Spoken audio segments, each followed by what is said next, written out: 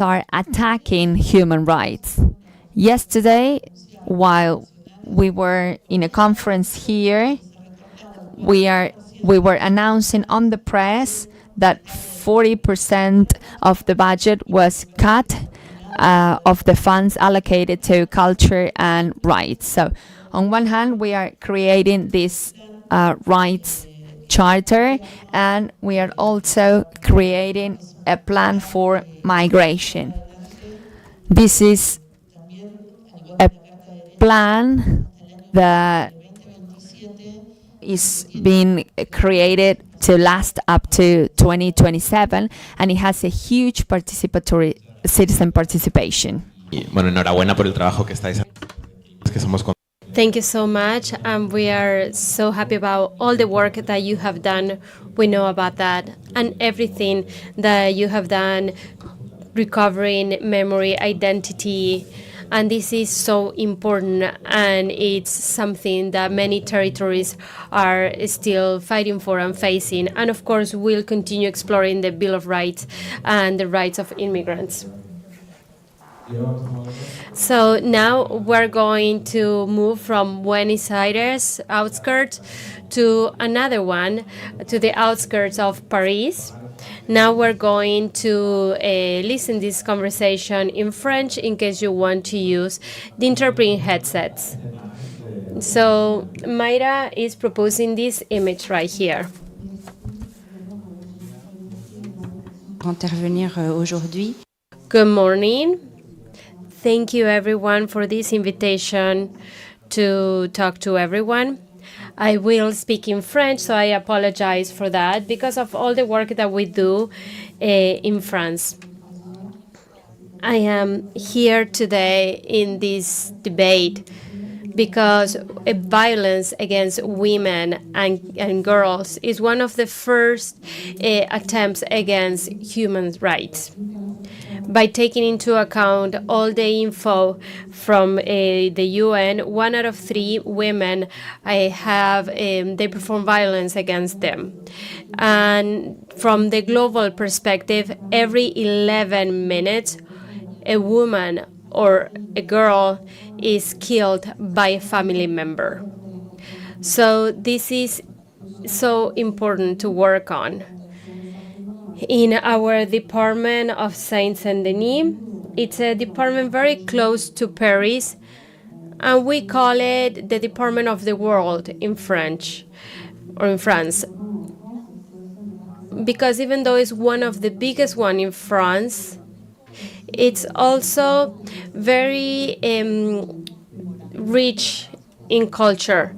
There are many cultures or many people coming from different countries of the world, so this is very diverse. The Observatory of Saint-Saint-Denis that I represent was created in 2002, and it's built out of volunteers to fight against to fight for violence against women. This is a collective work that is done with people who are fighting against violence. One of the goals that we have is to visualize or to get people to know what's happening, basically by creating an inventory of what is happening in our department. Another aspect that we do is to inform professionals that are working with victims, and also to bring awareness to the youth. It's important to bring awareness to the whole population, especially to the youth. And the last mission that we have is to implement innovative devices to give to women who perceive violence. So I wanted to show this picture over here that you want to see that we brought a campaign in 2002. It's an event called Women in the World. An event happens on November 25th. basically on the day where we commemorate or where we recognize violence against women. On this conference, we see topics about NGOs and violence against women, and also we see other organizations. On this conference, on this day, we choose different topics. It could be violence between partners, sexual violence, or even marriages that are forced. So we also bring research and other studies. At the same time, we also recognize this day because we see that this is a common fight. And sometimes professionals feel also isolated on their day-to-day work. So on this day, they stay informed on what is happening in the department. And we also look for them to recharge their batteries because this topic requires a lot of energy. This is also a space to share with others regarding this topic.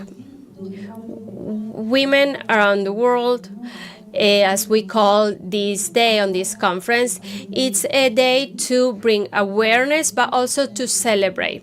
We have been doing this project for 20 years in our department. And the idea that we have with this track was to bring the track to different areas in our department to bring information to the people, especially because we have immigrants that live very far away from where the services are brought, the social services are brought.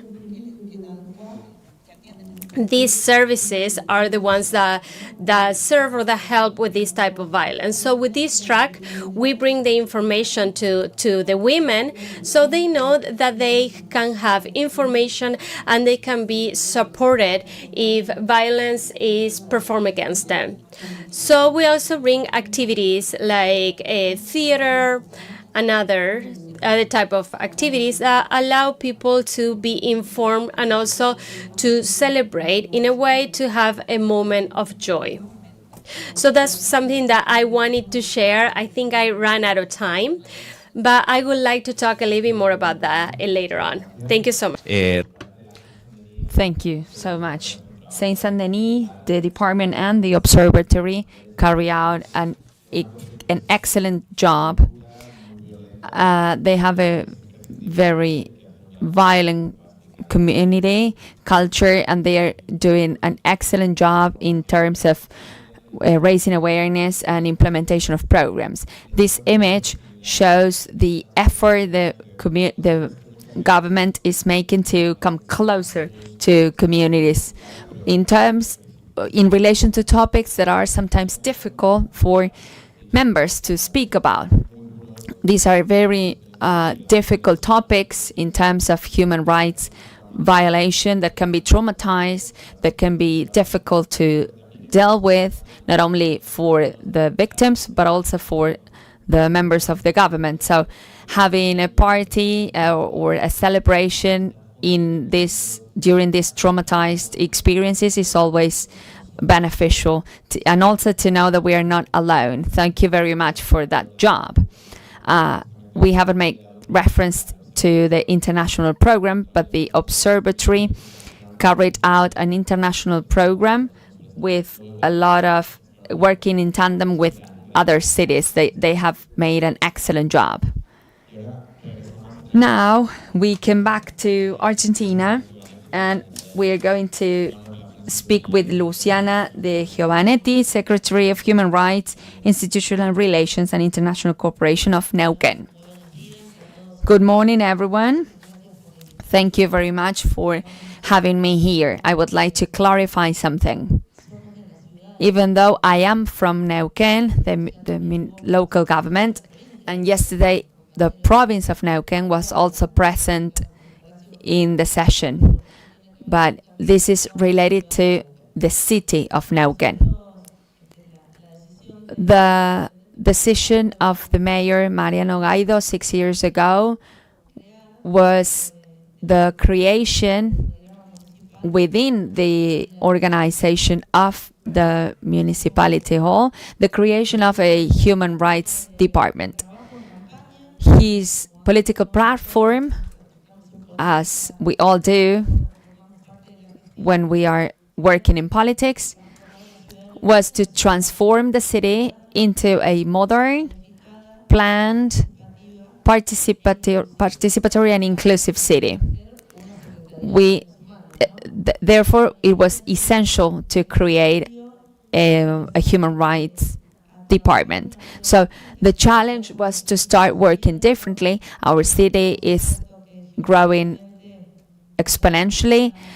Geographically, it is located between the rivers Limay and Lewel, and it is near other provinces and is growing exponentially. We are 100 kilometers away from the development Vaca Muerta.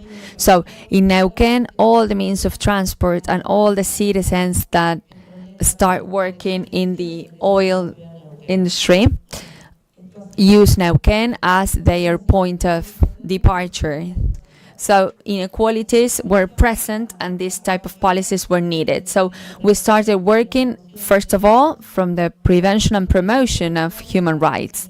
We started in areas where decentralization was possible. So like the community centers, 48 neighborhoods were used to start this decentralization process to promote human rights.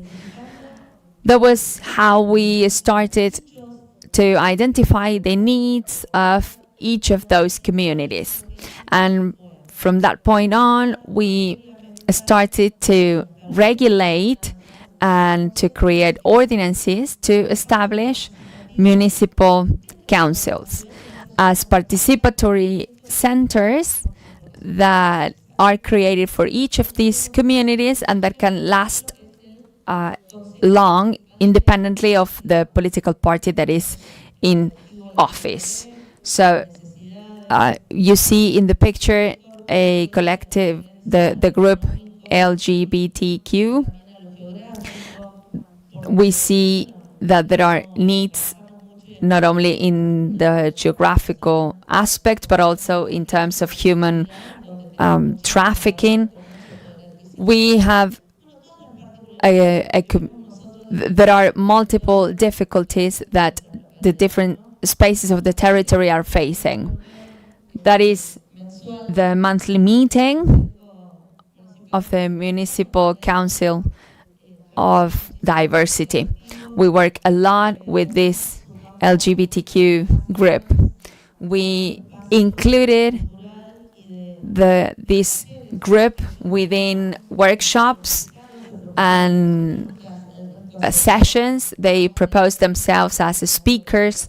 We created spaces for them to learn different types of jobs. So that is related to diversity, but we also do the same with migration, with migrants communities.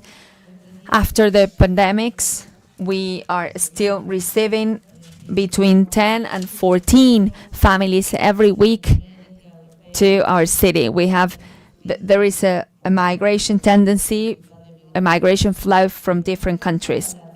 Even though there is a committee at national level due to the high demand, so we created an office in our city.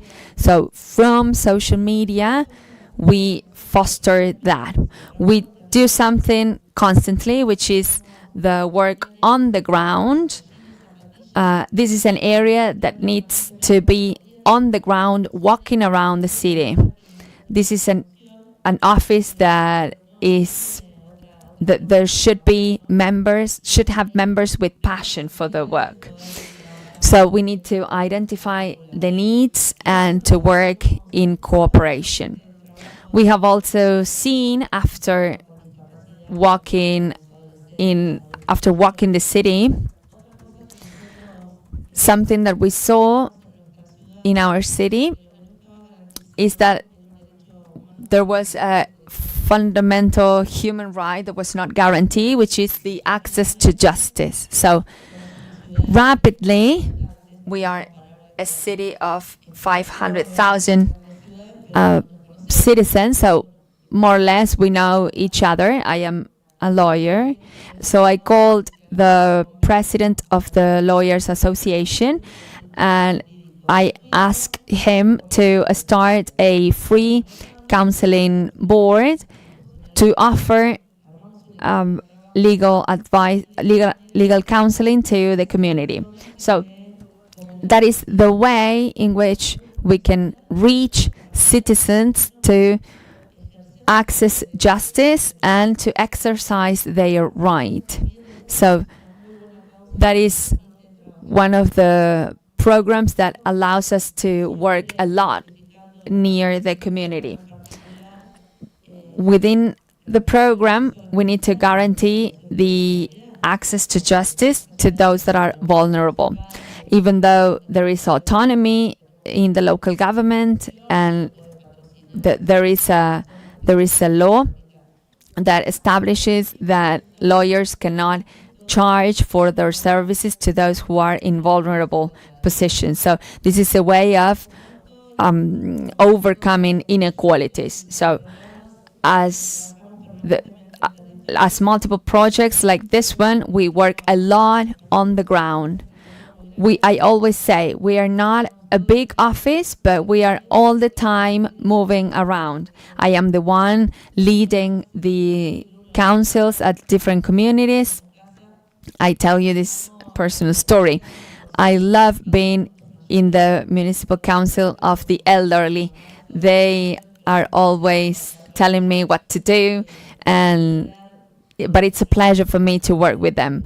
We create spaces of sharing experiences. We have 190 workshops dedicated to the elderly in the neighborhoods and in the different centers. They create the agenda in a very easy way, and they are really powerful and strong.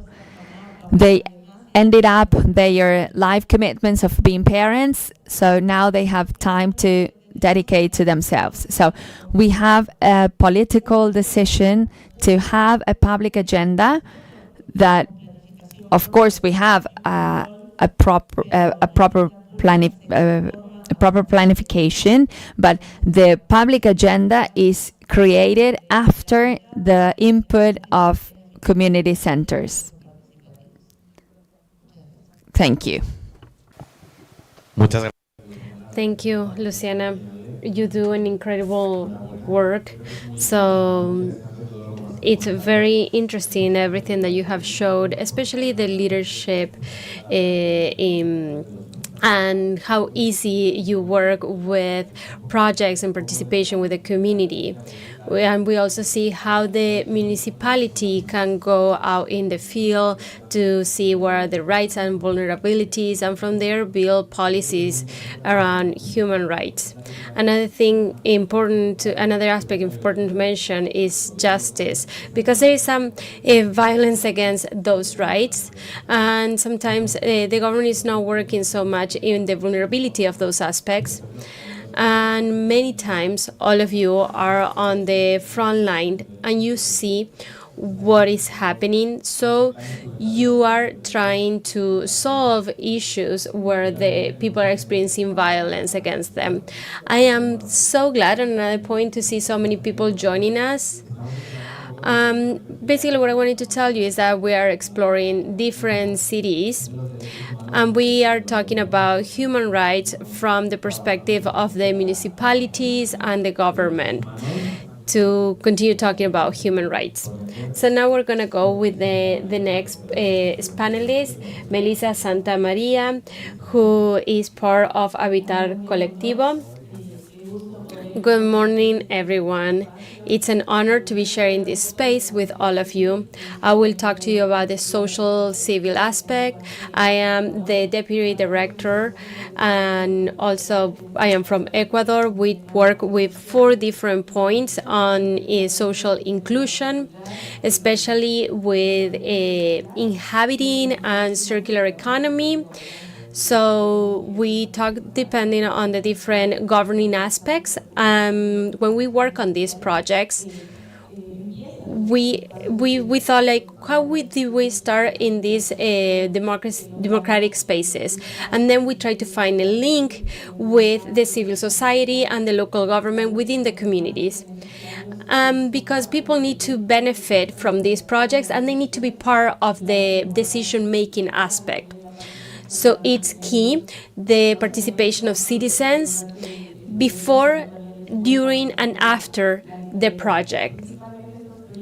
These projects on revitalization, getting back the spaces in the cities, we are trying also to add spaces to the communities. In Latin America, in general, we have only 4 square meters of green spaces per person. Even though at an international level it should be 9 square meters. So we try to increase that number on public spaces to bring to the people information on how these green spaces are important for them and the role that they have within the community. I think we can go back to the Greek and the Roman times where the civil life was different, where there was a lot of dialogue. And these allow us to connect with people and to give spaces where we can see what people are doing within our cities. Throughout time, we can see how through the industrial era, cities try to develop themselves while trying to put in the middle the automobile, and then development of routes to try to think of mobility as a faster route while keeping aside these other aspects that we talked previously. Now at the beginning of the century, the means of transportation kept continuing important and becoming more important in the city aspects, while keeping in mind that the vast majority of people live within cities. And this huge amount of increase on population also allow people to have vehicles at hand. And then for people to be able to get closer to these public spaces have also become something important to mention, because now these public spaces are probably not appropriate for kids and women. Many times we have issues while trying to get to certain public spaces after certain hours. So now at the beginning of this century, we're trying to transform this thought of what a city is, while keeping in mind the increment on population. And we are now trying to see how can we go back to the initial thoughts, basically to the neighborhoods, to promote community and meeting points. So I think it's important to highlight that here in Habitar Colectivo, how we have been doing throughout time, is that basically to see how cities can connect between each other. Along this debate that I told you before between the Greek and the Romans and how it has happened throughout time, now we see that there are systems that are trying to transform and relieve these opportunities to give to people. We're trying to design cities that are thought for the people, where there is cultural diversity and cultural and diverse activities. What we are looking with this is to generate ideas for people, or generate spaces for people to walk, and that are also accessible no matter the age and no matter the culture. This picture that you see here is a before and an after of one of the spaces that we transformed in a very well-known neighborhood in Ecuador. This is in Quito, with almost 3 million people. In this neighborhood has almost 40,000 people living in them. With this project, we were able to, with the help of people and with the municipality of Quito, we were able to see that as a society we're trying to generate these spaces with different identities, either from the public or the private sector. As I mentioned before, the role and the participation of the community is important to have in mind because, let's say in this example with 40,000 people, we have seen that there has been a huge impact for the area. And even though sometimes municipalities are trying to find projects that will impact or benefit a huge number of people, it's important to work with the civil society and to be part of, have participation, because then you will have a different scale of benefits. 4 years have passed since we started working with this project in the neighborhood of Chimbacalle, and this is still active. There are several square meters that we worked on within this neighborhood, and we were able to get back areas and pedestrian areas, and also we were able to increment the life within the city. The project is still active to this day, and through the last 3 days that we have been working, we have created different neighborhood committees and collectives with the youth that are continue giving life to this project. In 2019 and at the beginning of the pandemic, I could say that that area also allowed us to connect with people through the virtual aspect, because that allowed people to participate. Also, the neighborhood had good internet connection, and that made it easier to connect people with this project. It has also been a learning process to see how to generate placemaking and to have this tendency to get back public spaces that allow us to plan and also to assess what are the improvements that our intervention has had. So this has been important from the political agenda that we have had within the neighborhoods, because along with the work with the municipality, we have been able to give people an agenda on how the neighborhood is being planned and future projects. Placemaking, even though these interventions are short and are not a commitment long-term, have also allowed us to see what decisions need to be made. Many people, even though are not okay with some areas to become pedestrian because they might slow down the process of driving a vehicle. However, we have been able to show people the impact that this has within the neighborhood, such as reducing a crime within the neighborhood. Also, activities have been improved within the business because of how public transportation has also improved within Quito because of these projects.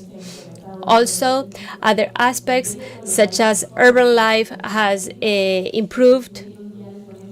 Another thing that has been reduced has been traffic crash, and also on how we are able to let people know where to drive or where to walk. As I mentioned, this project has had an amazing impact, and there is a budgetary participation on these areas, and there are special points that have improved and they have become public works. So this has been an impact or a benefit that we have been able to get for the citizens and the community. And we believe that they are the ones that should be at the forefront of these processes with the municipalities. It's so important to work at a local level to know how to work on these aspects, and it's going to be so important also for the communities and the neighbors, because at the end of the day, us, we should be the ones that show us authorities about certain realities that these areas are living, are going through. So we should act, we should take action for the government to see the needs of the people in our territories. Muchas gracias. Thank you very much, Melissa. And as you said, how important is civil society organized on citizen participation. We understand that there is a bond that can have tensions, but it's important to have this dialogue together. We understand that in coordination is the only way we can move forward. So we need to work towards that. So congratulations for the job. It's very important what you talk about, public space, regaining public space, so that it is safer for children, for adults, and the elderly. So the work that you are doing is beneficial, and it is a part of a human right, and is related to the right that communities have to the city.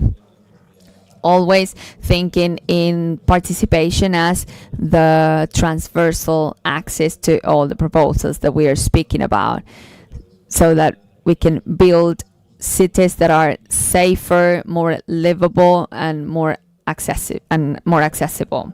So to end, I'm going to go to Josep Maria Llop, Director of the UNESCO Chair, Intermediate Cities, Urbanization and Development of the University of Lleida, Spain, very close to the city I lived in. Josep Maria, it's your turn. Good morning, everyone. I'm going to say who I am. I've been going through all different jobs in the local government in Catalonia. So I said this for you to understand that this message is based on different aspects. I was director of urbanization in Lerida when our cities were smaller, and after the dictatorship we moved to the democracy, having mayors and directors that were appointed by the mayor. In that municipality, we were lucky enough, or we have worked hardly for 24 years. We won the elections 6 times. So in the local government, it helps us to have a continuous work. There, I was director and mayor for 12 days. I was a deputy, a temporal mayor, so I know a lot about local governments. And I want to say that there is a local government that is weak. Our city halls are rich, but after the dictatorship, we had less funds. I won't compare ourselves to anyone else. We have 5 times less money than any of the municipalities here in Argentina today. So this shapes the way of working that has in mind rights and participation. I was even the director of Barcelona. We worked a lot with neighborhood planning. So this means that this is an excellent experience of Barcelona. The director visited each neighborhood to speak about their plan. I have learned that in the neighborhood, the community offered us 2 values. They know what is the priority in their community and the detail, how deep the crisis is. After 30 years in the public office and in the university, I I was considered part of the intermediate cities urbanization and development at the university, and we work in tandem with local governments. Since 2012, we are permanent counselors of intermediate cities. In 2016, in Quito, we presented the Global Observatory Open Democracy with the group of UCLG. The first census, I need to say that, not even the United Nations have had an statistics on this type of cities. So I would like to highlight human rights, participatory democracy. The people don't live in big cities. If in cities with more than 1 million population, in those cities, we have 44% of the population. Where do the rest live? The problem is that more than 9,000 cities have less than that point, and we have even more than 150,000 cities with more than 50,000 population.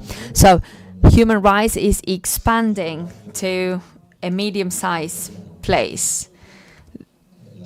Let's move to the following slides. This one. The world and the local democracy will be of a medium and a small size. In big cities, there is a medium scale level in the city. What is the university doing together with departments in the municipality and the communities? And don't get nervous. I know that seeing maps can be problematic, but the university offers a plan of doing with maps with one method, because we understand that understanding a plan is the first right the community should have. The right to the city starts with having the right to understand a plan. Who said this? I myself, and we put that into practice. For those here in the room, the methodology is free because it's from UNESCO, so it's of free access. It's not only a theory, but also a practical thing. The example I love the most is the city of Lechinga, to the north of Mozambique.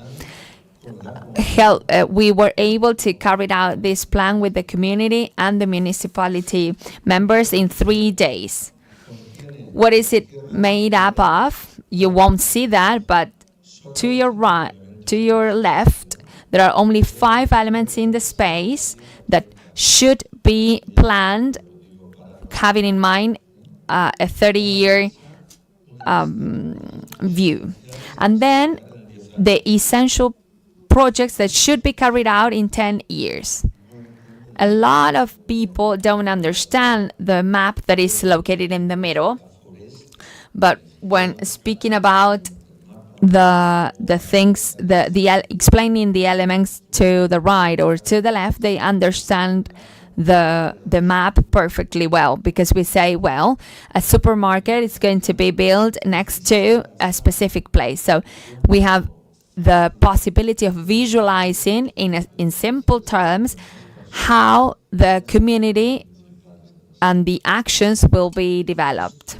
So this helps us having citizens as active participants, that they have knowledge that we need and that we value. They are not only participatory agents, but also they are actors. Do you get that? I could go on, and I do like to speak, but I won't do it. But I do want to give you some numbers, because this is not a theory.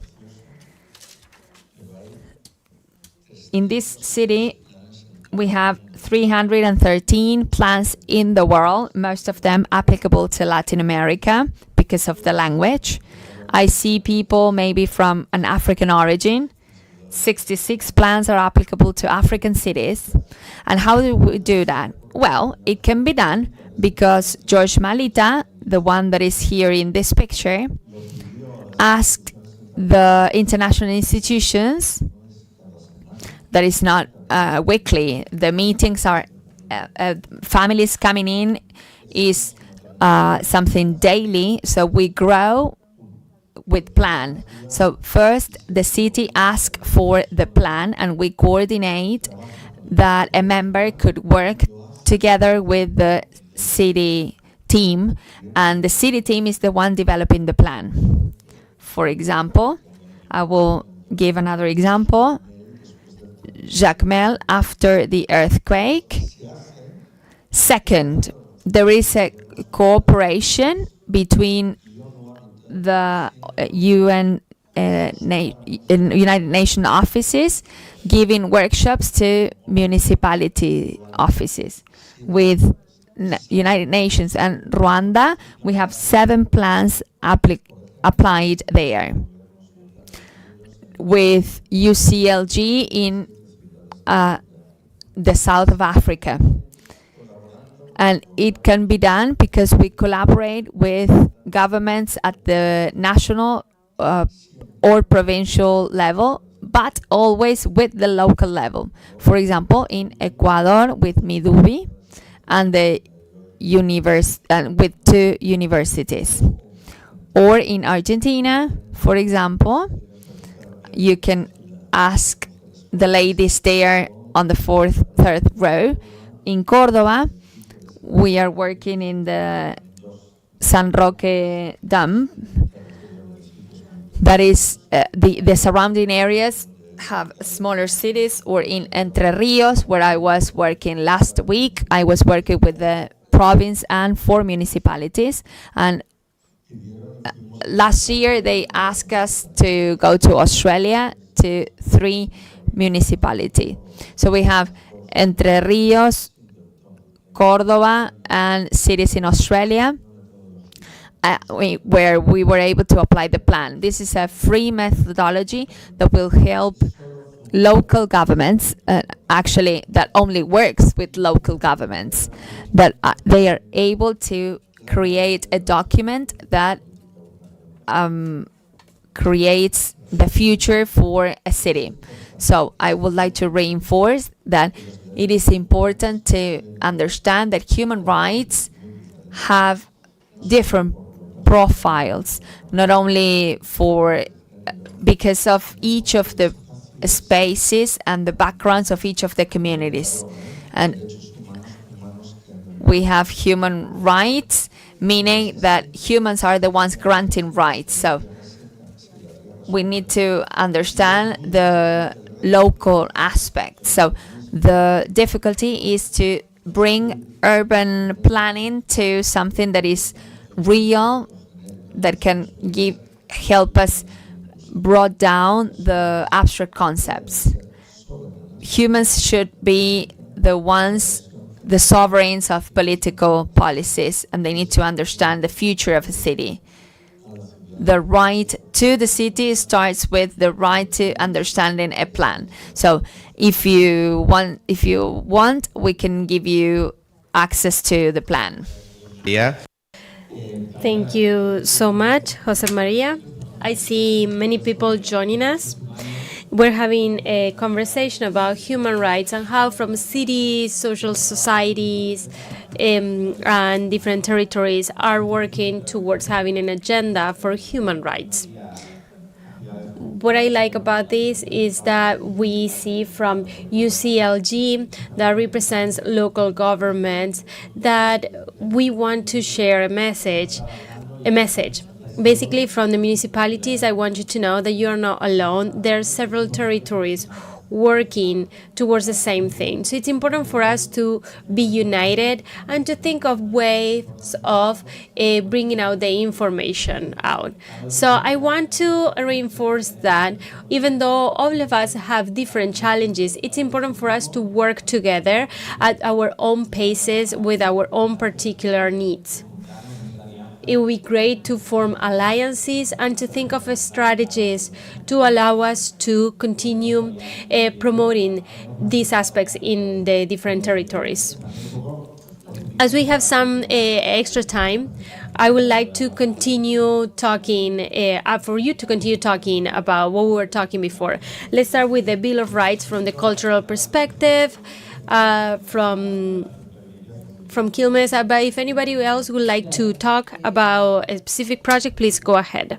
Eva. Yes, thank you. As I was hearing each one of you, several things came to my mind. Even some of them that I wanted to talk, but one of them was to bring back different aspects from common grounds. Let's say rights regarding equal rights for opportunities. I think it's important to have these spaces to share our ideas. One of the things I also wanted to talk about was to talk about the plan for immigration governance that the municipality is carrying out. Before I stopped talking, I said that we were a municipality from the outskirts. So even though that is happening, we also want to bring those ideas into the city. This has to do with public policies and to think about, let's think from the outskirts to the city. Because many times what happens is that the city center, the downtown, has different opportunities. They have grown a different way, and the outskirts haven't grown the same way. So we look into populations that are more vulnerable. So with that being said, I appreciate the different interventions that have happened. Because I didn't have enough time to talk before, I wanted now to say that I want to point out that we are a feminist municipality in the sense that the public policies that we use in our territory have that viewpoint. There is the viewpoint that has to do with gender, with women, infancy, with the collective, with different aspects from gender. So another thing that I mentioned before was immigrants. It was the plan for immigrant governance. It was a creation for a plan because of the amount of immigrants that we were having in our cities. We started thinking of the immigrants, but more from a public perspective.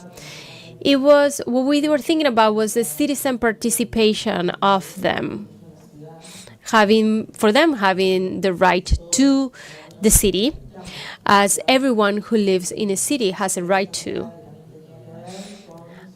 Another viewpoint was keeping in mind their legal status, their work opportunities, their access to education and culture.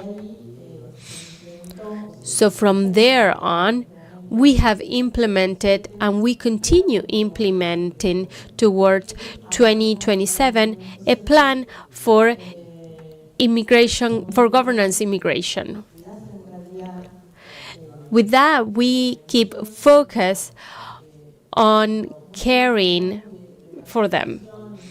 So many times when we talk about participation and giving voice to people, we need to deep down onto citizen participation.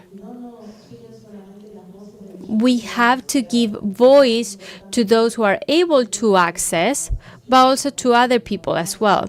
It's important to have decentralization.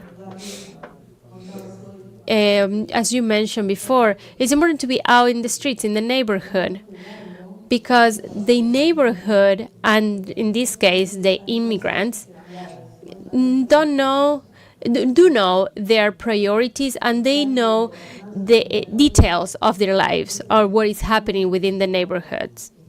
So these are the challenges that we are working on. Besides that, we have a structure to continue carrying this forward regarding public policies. And we want to get to different areas within the municipality. Another point that we have is that we have a commitment that was announced earlier this year regarding public policies.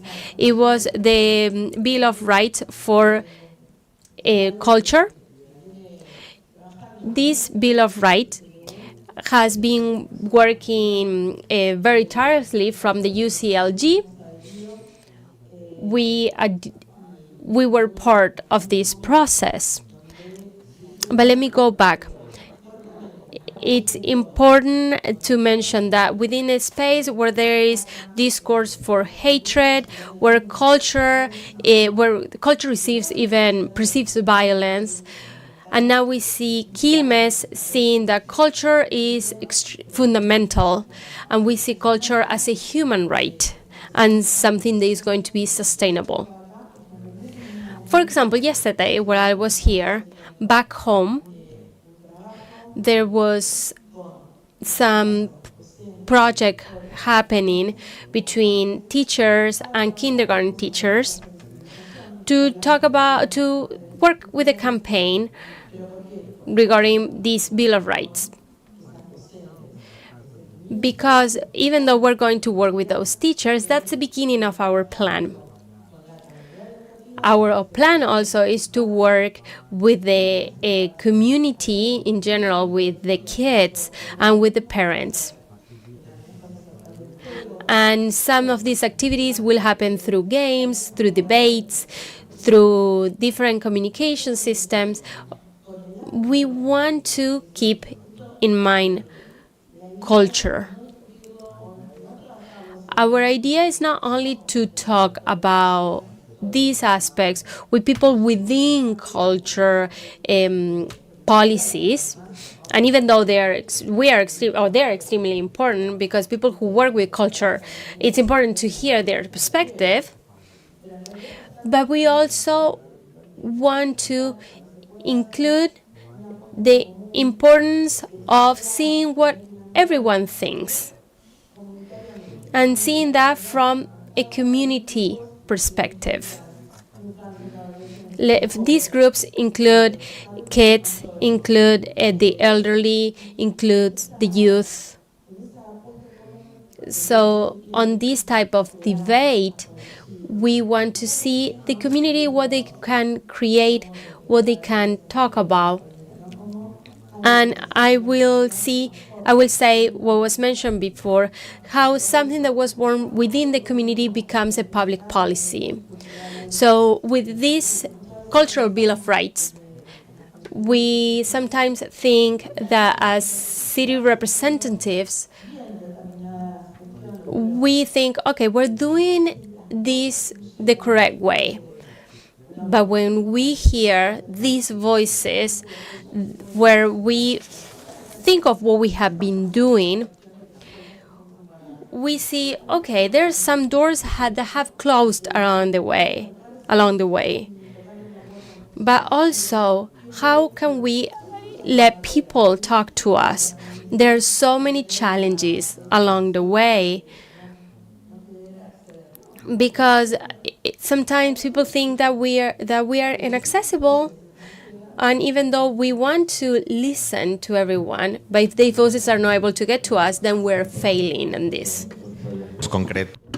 Thank you for presenting the Bill of Rights on Culture and the plan on immigration governance. As you said, participation by means of inclusion and the development of plans that actually work. I will give the word to Mayra Topal.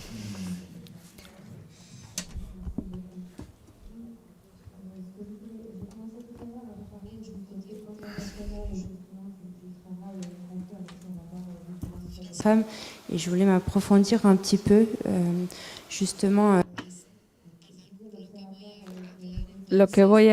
What I'm going to say is that the Observatory of Saint Denis is the first one in the country, and now we have more than 30. But from our experience in 2022, we were able to launch an international project named for the territories recover for violence against women, a project that we did together with UCLG. This international project is based on the fights against violence against women. At the center of the observatory, we normally received in our country, we receive women from Latin America, from Africa, from Canada, that normally intervene in order to make our work international, in order to share our practices and tools. Many of our projects got their inspiration in these international meetings, and what we did then was aligned with what we've been working on. There are three axes in this project, and what we saw is that there is the raising of awareness and the information given to the public. To sum up, in each of the axes we find work in pilot projects, one in Palestine and Kobach. In these two territories, we have chosen these two territories because these are cooperation territories, and we have worked before with them. They indicated that they wanted to keep on working on these new topics. They were able to create their own observatory for violence against women in their cities that actually adapted to their realities, and we work with them daily. The second axis is the work we do with UCLG in order to create a network to fight against violence against women. The idea of working in a network is something essential in current times. Now that we see that there is an increase in speeches that go against human rights, we wanted to work collectively in international contexts in order to fight against this type of hatred discourses, speeches, in order not to lose the rights that we have gained. We also worked with projects where we moved to communities in our department and immigration communities to let them know which were their rights. So our projects are based on moving to the ground and work in network. We believe that cooperation is crucial, and we learn a lot from these shared experiences. When we are on the ground, we learn a lot from the people, from the communities, but also we learn from the exchange of experiences at the local and international level. We were able to carry out a summit in Mexico with different communities from different countries, all of them from Latin America. And we also organized a summit in Africa to hear from the African communities. At each of these seminars and meetings, we were able to identify this violence against women topic, of course, with their peculiarities depending on the territory. When we always speak about violence against women, that stems from discrimination, because the male domination is pervasive in these communities. So these international communities were able to see that there were more of a common ground than differences. These 2 seminars were carried out in these 2 continents, and there was a third meeting, but in France this time, where we were able to gather all the participants from these 2 previous summits that came to the meeting and heard about our project. One of the results of this summit was the international Bill of Rights for territories that protect women who have suffered violence. So we invite all groups who would like to join to this Bill of Rights. We can share the content of this document, because the idea is to have this document being shared at the international level, and to keep on working on network. Han hecho un gran trabajo desde... Thank you so much, Mayra. You have done an amazing work in your territory, but you have been able to bring them outside to the world as well. As Mayra said, please contact her if you are interested in learning more about this. Another thing that I wanted to mention, because all of us are very convinced here about human rights, is that the current context is very complex. As Mayra and Eva mentioned, both of you there are many territories where these projects are happening. It's important to highlight what you are doing in your own territories, but also that they are happening around the world. Because what we are seeing, this wave against human rights, that really worry us. So I'm going to give you 3 or 4 minutes for the next presenter, Luciana. Okay, yes. So while I was listening to the other speakers, I see that all of us have kind of the same idea. We have a very important role within the society and public spaces, especially when we're talking about human rights. While keeping this in mind and the public agenda, and when we think about citizen participation and decisions regarding politics, we need budgeting for this. These are the main pillars. And even though we really are willing to work on these projects, but if we don't have the financial resources, it becomes difficult, because you need different type of resources, even human resources. So there are different aspects on this. What happens in my case, whenever I build a team, I am the oldest, because I love working with the youth, with those that have recently graduated, with those that have so much energy to work on in these projects. And what happens to me, that probably happens to the other speakers, is that when there is a young person that wants to work in the interdisciplinary team, and maybe they do it as their first job because they want to learn, have experience, they leave something in the local government. Also, I wanted to say that in the city, we have been working daily to have real inclusivity. We want to think of the rights of people with disabilities, because it's extremely important, as the mayor has asked us to work on this, and we continue working. If last year we had to work on public transportation, when all the different departments meet, I generally, what I say is that I would say, for example, I want the different public transportation means. When I said after the meeting, I want them to have, for example, ramps, because I want people to have access to public transportation. And even though my colleagues may say, oh, what are you talking about?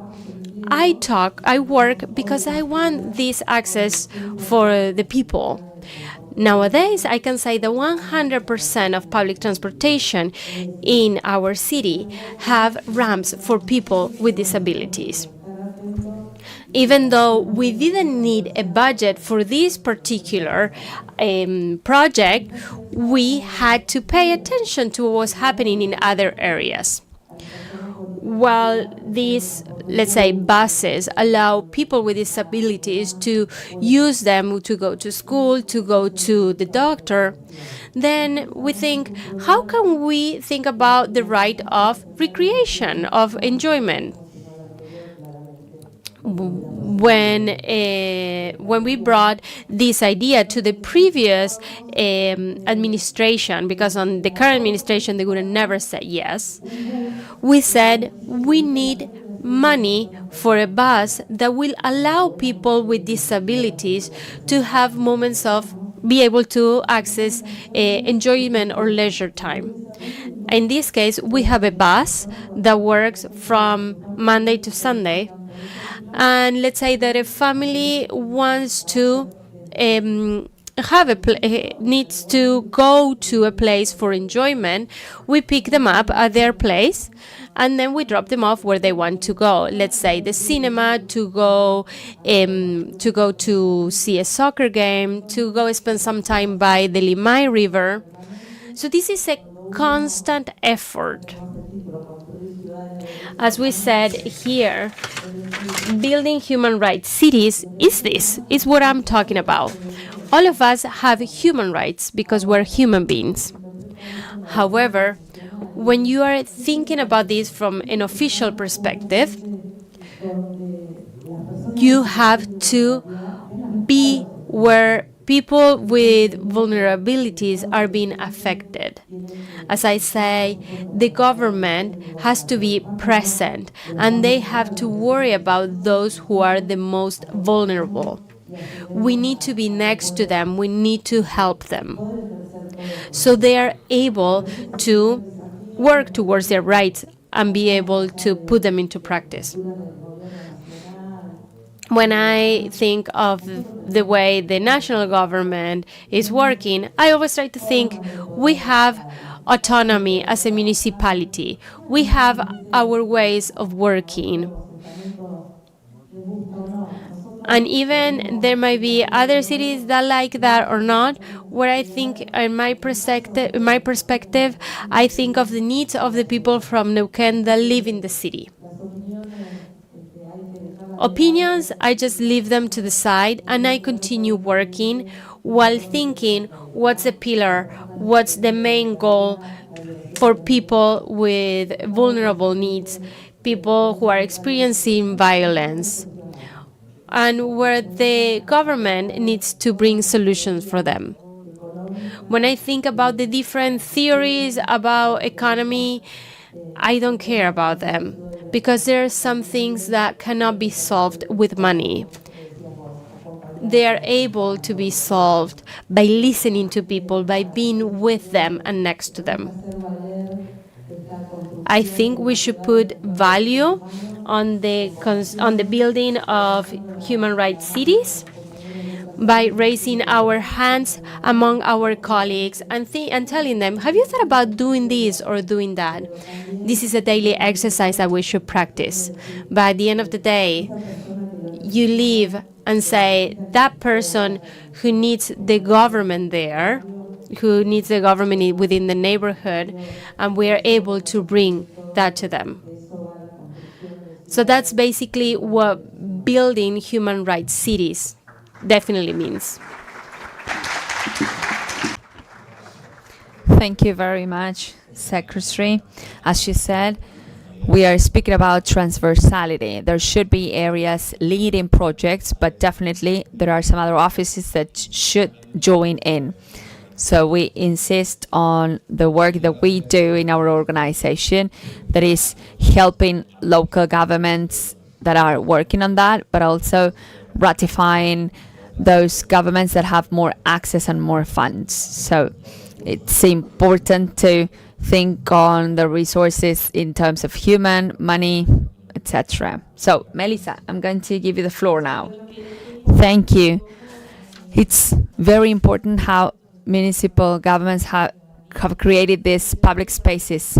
I will share with you, with Quito, our experience as civil society. How can we influence the decision making in municipalities? We have urban labs in Quito, where we have participatory citizens meetings, and we were able to join in by means of the regaining of public space. This mechanism that provided by the government is that they have open spaces for the community to have them being part in the decision making of projects that are linked to changes in the territory. The most part of the community, as you know, we are all facing problems with migration, climate change, problems, daily issues that we all find in the cities, sanitary crisis at the international scale. So we see how important is this new perspective the local government has to open spaces for communities. As we said before, it is very important how we as citizens have an active and participatory role within these processes. We as civil society were looking for new methods and channels to help citizens be part of these participatory projects.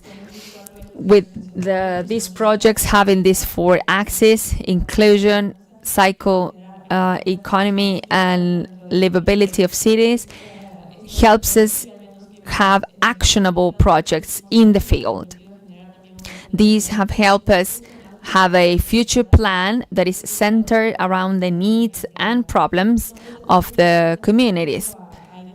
Normally we go to the territory to identify not only the problems, but also we want to speak to the cities to see what are the problems that they are seeing.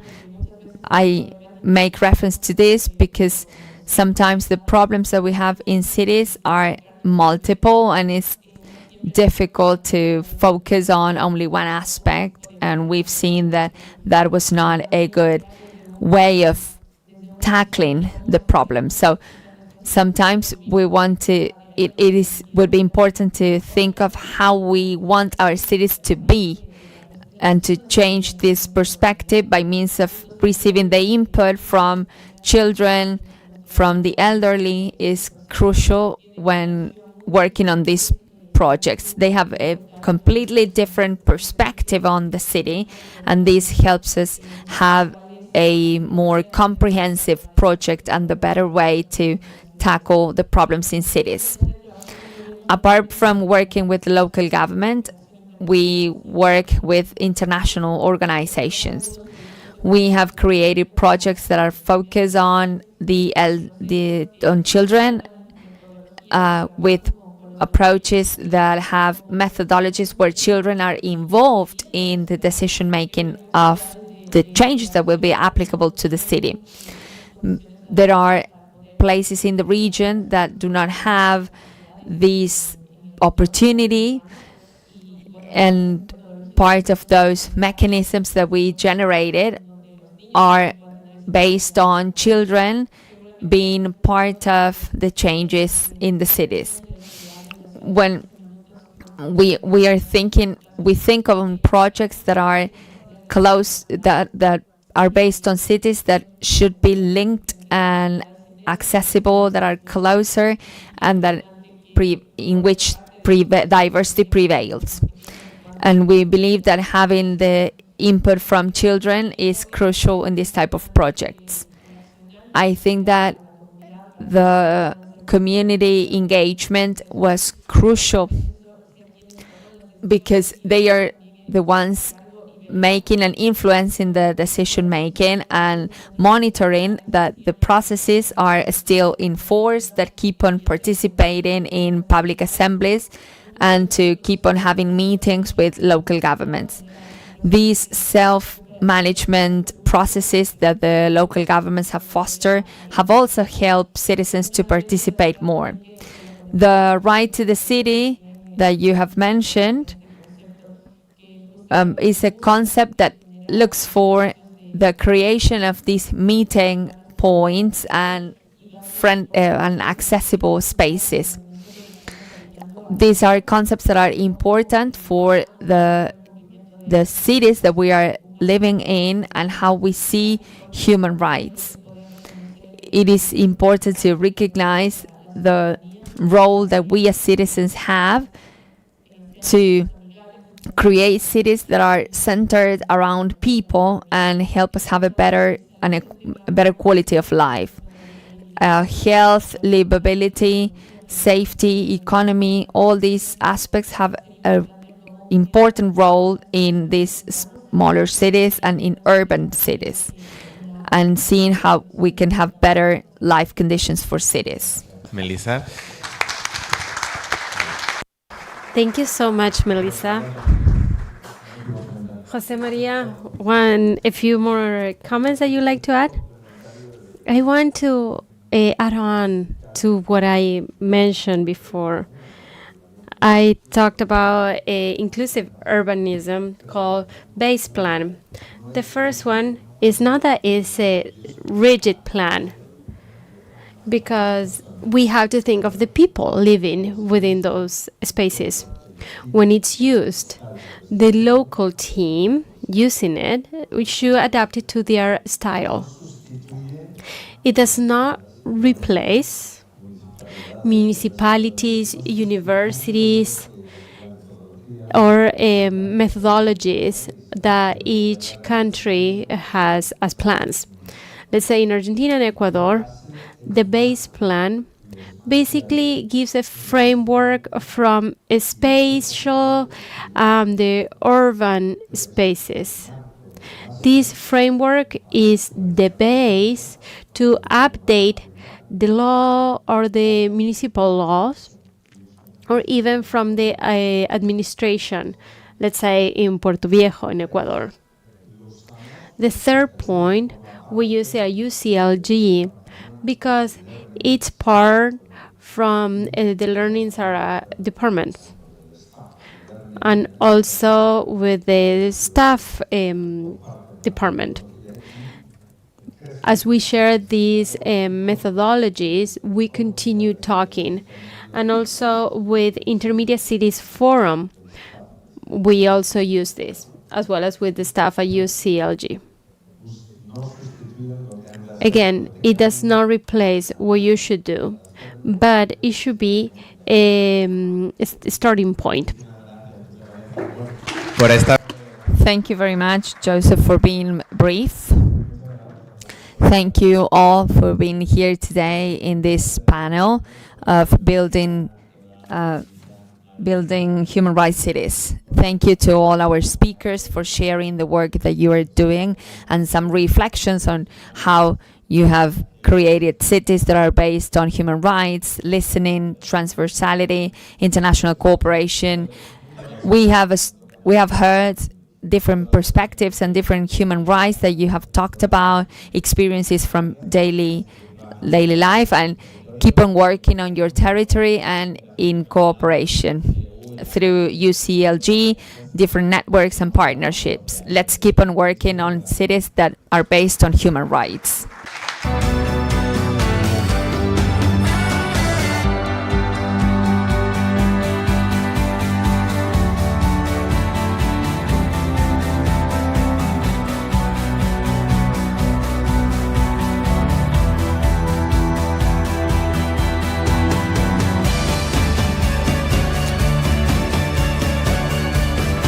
Cara Ciudadana, also Marcelo Lista, Director of Community Participation Center, to please give these presents to the speakers.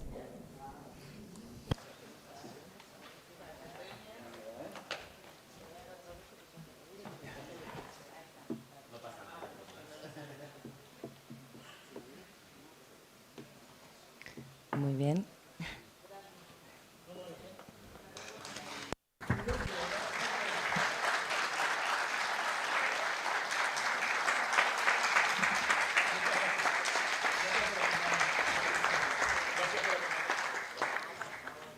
Y así llegamos al final.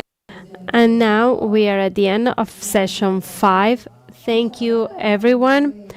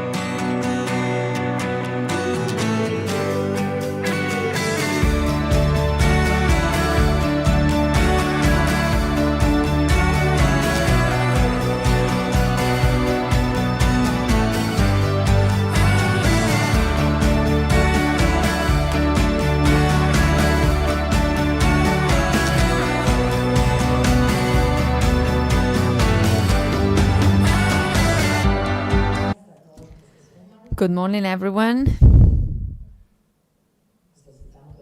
We would like you to take a seat.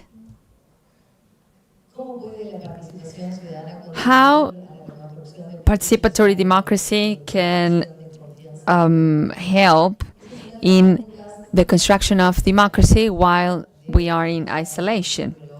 This is one of the questions that guided this session 8, Local Democracy, Experiences of Citizen Participation. We will have José Farhat, Secretary of Citizen Participation from Tucumán, Emiliano Arena, National Director of Citizen Participation, Oscar Arias, Secretary of Territorial Management from here, the province of Córdoba, Isabel Xavier, Head of Citizenship and Participation of Cascais, Portugal, Ivan Miso, Secretary of Citizen Participation and Community Relations from the province of Salta, Camilo Aedo, Head of Department of Citizen Participation of Temuco, Chile, Ana María Rodríguez, City Council Member of Balongo, Portugal. The moderator is going to be Elizabeth Taylor, Rector of the National University of Villa Maria.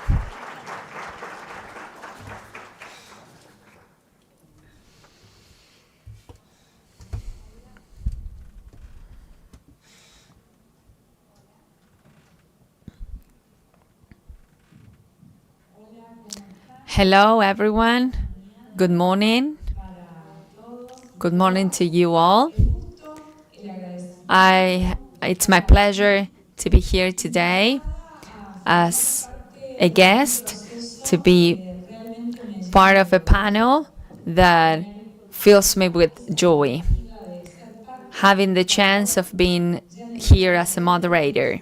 Yesterday, I was part of the opening session, and the fact that today we are still sharing experiences related to citizen participation and democracy is an honor. This topic is linked to citizen participation, and we were speaking about the fact that this topic is my research study. I carry out research on the topic, and it's something that should be linked to experiences. What the purpose of knowledge? We always pursue knowledge for applying that to something in concrete. We're going to make a presentation. We're going to simply summarize the topic on the panel so that we all know from where the speakers are coming from.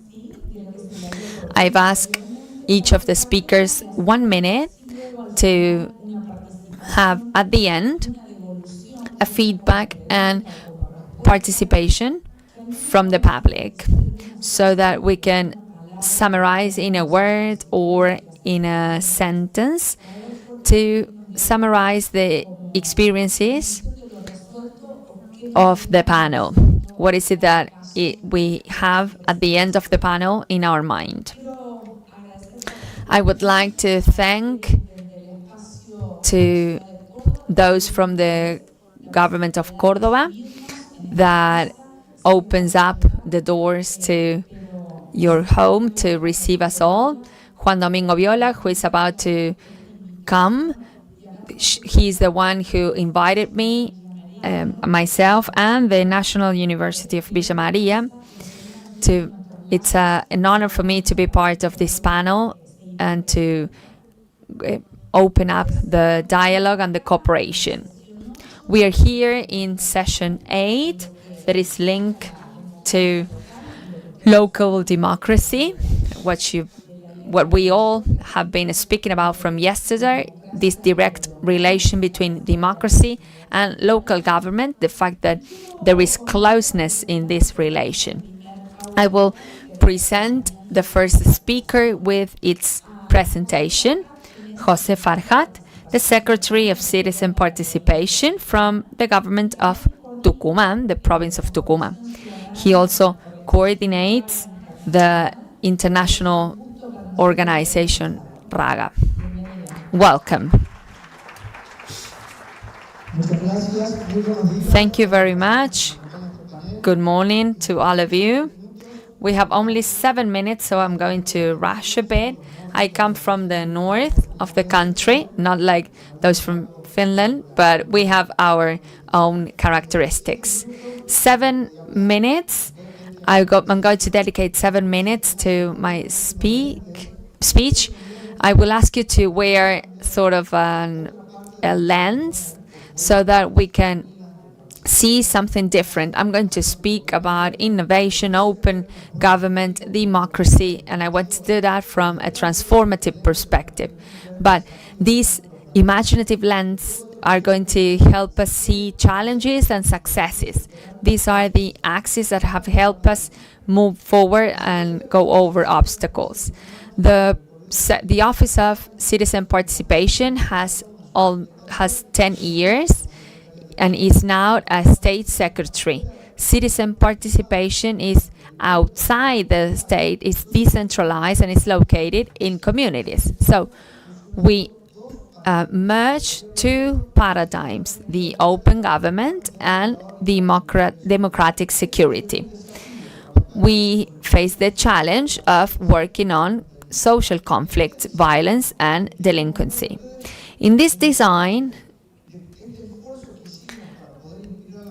is an effort to foster citizen participation that help us foster innovation, prevention, meeting, and legality. So in terms of these cultural aspects, seen as a way of cohabitation, the culture of trying to solve this polarization of ideas, and citizen culture as an antidote for violence that helps us transform territories. We needed to think of two big axes to work on communities, which is something systemic, to see and recognize that our reality is complex. And when we arrive to a territory, we are not alone. There are multiple teams working together, and there are different backgrounds to each of those communities. There are different complexities. So this helps us get into it and have a cooperative viewpoint to link this to other aspects of other offices of the municipality. What is the methodology, the processes that we start and that can order the action and application of a political policy? This has helped us to implement innovative labs that have a strategy and participatory strategies, not thinking that of a level of Harvard or a level of university, but to have that methodology that is useful for the citizen, that can easily be understood by citizens. Everything that I have explained maybe in complex terms, we have taken this from the plain language. We need to make concepts more accessible, the most accessible possible. The openness is not only on the data, on the numbers, but also on this easy way of speaking. These are tools, theoretical tools that have helped us from the popular education, understanding that the territory, there is a lot of knowledge, there is historical knowledge. I was listening to a previous speaker that saying that in the neighbor there is knowledge. The citizens know what the problems are, they gather together, and that is knowledge that is valuable. Then citizen science means that citizens have a very valuable knowledge that can be incorporated in political policies. Then cultural development. If we want to make democracy stronger, we need to foster community events. This is something that should be spoken, that should be lived. And participatory democracy should be seen with consistency, not only from the local government, but from the community. Then the social representation theory, we have discovered that when we arrive to communities, we speak about things that the citizen maybe does not understand. Something that we assume it is known, the citizen does not see the topic or the issue in that way. So we need to analyze what is it that the citizens understand. Open government was the paradigm that allowed us from innovation and cooperation to have a quality in our government. And then the democratic public security means the approach the specific government office has. And in the center, the citizenry. We wanted to build with them from the openness of our programs and projects. 95% of our projects we have carried out were co-designed with neighborhoods. I want to open about the tree of open government that we have designed. We want to arrive to a community with a concept that is understood by all of us. So the roots are the democracy. Where is the land? Well, the citizen school, a tool that is useful to understand how we can be citizens with an active role. Sometimes we were in communities in which participation was not something understood. We didn't have citizen education to know how we can be of significance for the government. Then thinking about the trunk, what are the teams that are compromised, that can work in collaboration and that can expand? The leaves are the citizen. And what are the fruits? Well, the social transformation, having a citizen that actually participates. This scheme, this diagram helps us to have teams that can see beyond a survey, that can see beyond the implementation of a project. This helps us to have an impact on this cohesion. There is cohesion between the paradigms that we are trying to apply and the citizen perspective on this paradigm. The citizenry is a concept that means that sometimes when there are offices that change, and these offices are connected in a network that helps us. When offices change, some other may take up on those tasks. I have another slide. I don't know why this is not working. And we see challenges. We see a digital land now. We see a digital citizenry that is competing, that is intervening, and that is working together.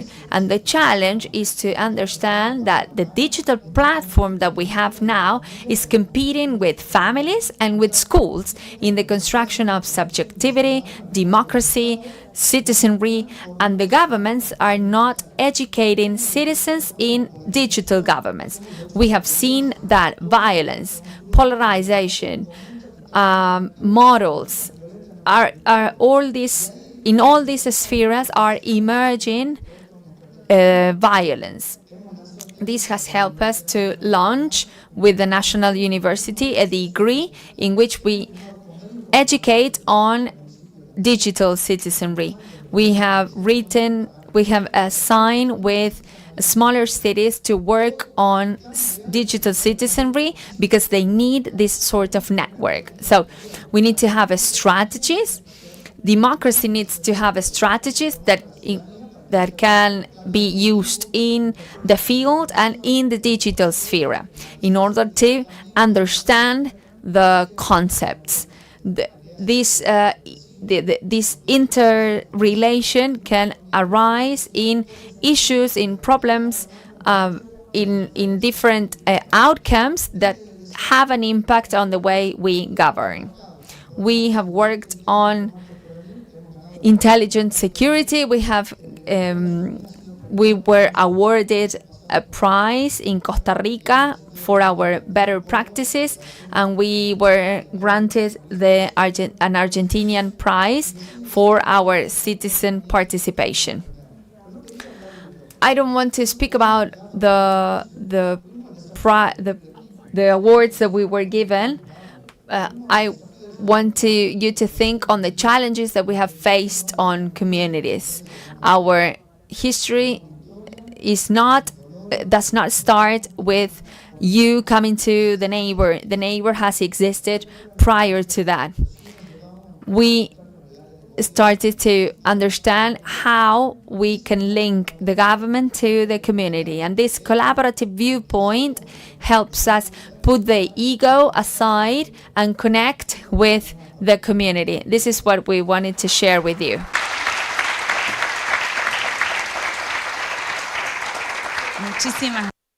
Thank you so much. Very interesting experience that we should continue thinking how to summarize that. Very difficult to do. Thank you so much, Jose Farhat. Now, we want to listen from another experience. Emiliano Arena, you are going to talk about your experience with a presentation that you have created from the direction of evaluation and citizen participation for access on public information at a national level. Thank you so much. Looking forward to hear you. Thank you everyone for the invitation, Oidp and the government of Córdoba. It was a challenge for us to see how to bring these topics, because from a national level and an agency that has certain rights, for example, public information. So we thought, what do we do to contribute to participatory democracy? So that's why I decided to talk about certain tools that we are creating. So now I'm going to try to move to the next slide. No, this is a different presentation. I apologize. For those that do not know, the Agents on Public Information Access was recently created under the law 27/275. It creates an agenda for each branch. In my case, I belong to executive branch, and the application belongs basically to that branch. That is very complex and very ample. I am talking about this agenda on an event on public participation because basically our goal is to promote citizen participation along with transparency in the public office. and also access to public information. Sometimes you think about a public information or something a passive or an active citizen asking the government for information. So how do we promote the participation? We think of a strategic plan that was defined for 2022 to 2026. That's basically the term for the current head of the agency. Basically, one of the channels and mechanisms of participation are improved by national level. Regarding the national level, we have the Council of Development, and we're having their assembly right now in the 24 jurisdictions of the country. Some aspects that we have to create this is basically to generate a training in the local and provincial government. Also for us to do practices on citizen participation. We created a project on protection of personal data and access to public information. We also evaluated the public transparency that had citizen participation on it. From this, we generated a guide for the development of participatory spaces. We did it with a colleague. It has 4 sections. The first section is about debate and how to face challenges when we think of citizen participation and democracy. Jose was mentioning the digitalization. Basically, we think how this can be linked to citizen participation, what are the risks and the advantages. In the first chapter, we try to look from a conceptual viewpoint that focuses on decisions that a public person needs to make. These are decisions that are very broad, and we don't say this is a path. We show the advantages and the disadvantages. And also we show successful stories. We have a catalog that systematizes practices for citizen participation. We are adding the provincial level on this, and we hope that by the end of the year we're going to add the cities to this. This is basically how you see the participation. We saw different dimensions as we mentioned before in the guide. Basically, we said if this is going to be as an advisory board or if this is going to be virtual or how broad it's going to be. So we have this sheet here with the different experiences in participation. Here you can see the plan of elaboration of the agreement in Escazú. Another thing that we see is transparency, because we have a set of social organizations and we try to include even more social civil organizations. There are 38 that participated in a research, and we try to identify the barriers to give information and to participate in public information on public policies. This information is in our website, and we have a directory of organizations so you can see where the government is linked with these organizations. Each one of these tools are available on the website for the agency. Regardless, this is my email address. Feel free to contact me and I'll share this with you. Thank you so much. Thank you very much, Emiliano. It is very important to know and access to this type of information and to your personal information. I insist on what is it that remains in our minds when we hear each of the speakers. Now I'm going to give the floor to Oscar Arias. Secretary of Territorial Management of the government of the province of Córdoba, to give a speech and give a presentation. Thank you very much. Welcome you all.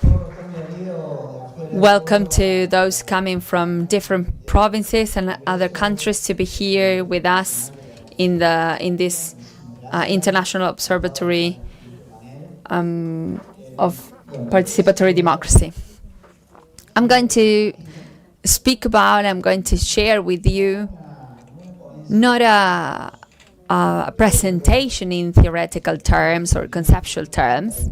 Of course, there is a theoretical framework and political framework in my presentation, but I'm going to try to be as simple and descriptive as possible to share with you this policy, this practice of participatory democracy. It has 10 years of experience, and it has more than 1,000 institutions in the government in the province of Córdoba.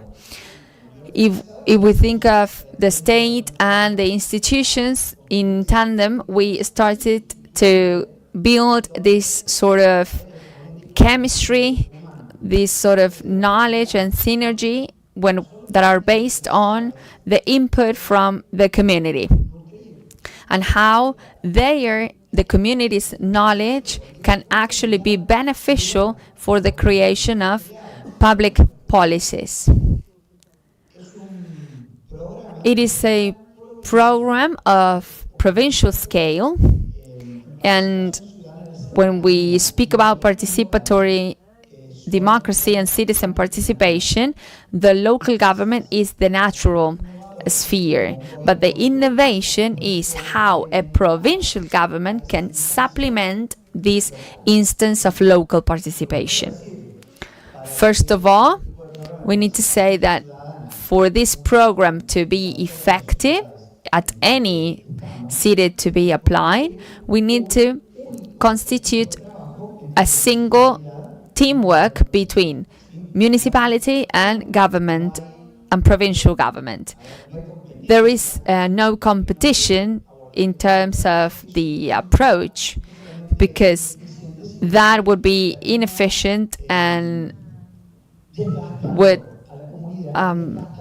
meant a disadvantage for citizen participation if it's not done with ethics. I'm going to start saying what neighborhood councils are.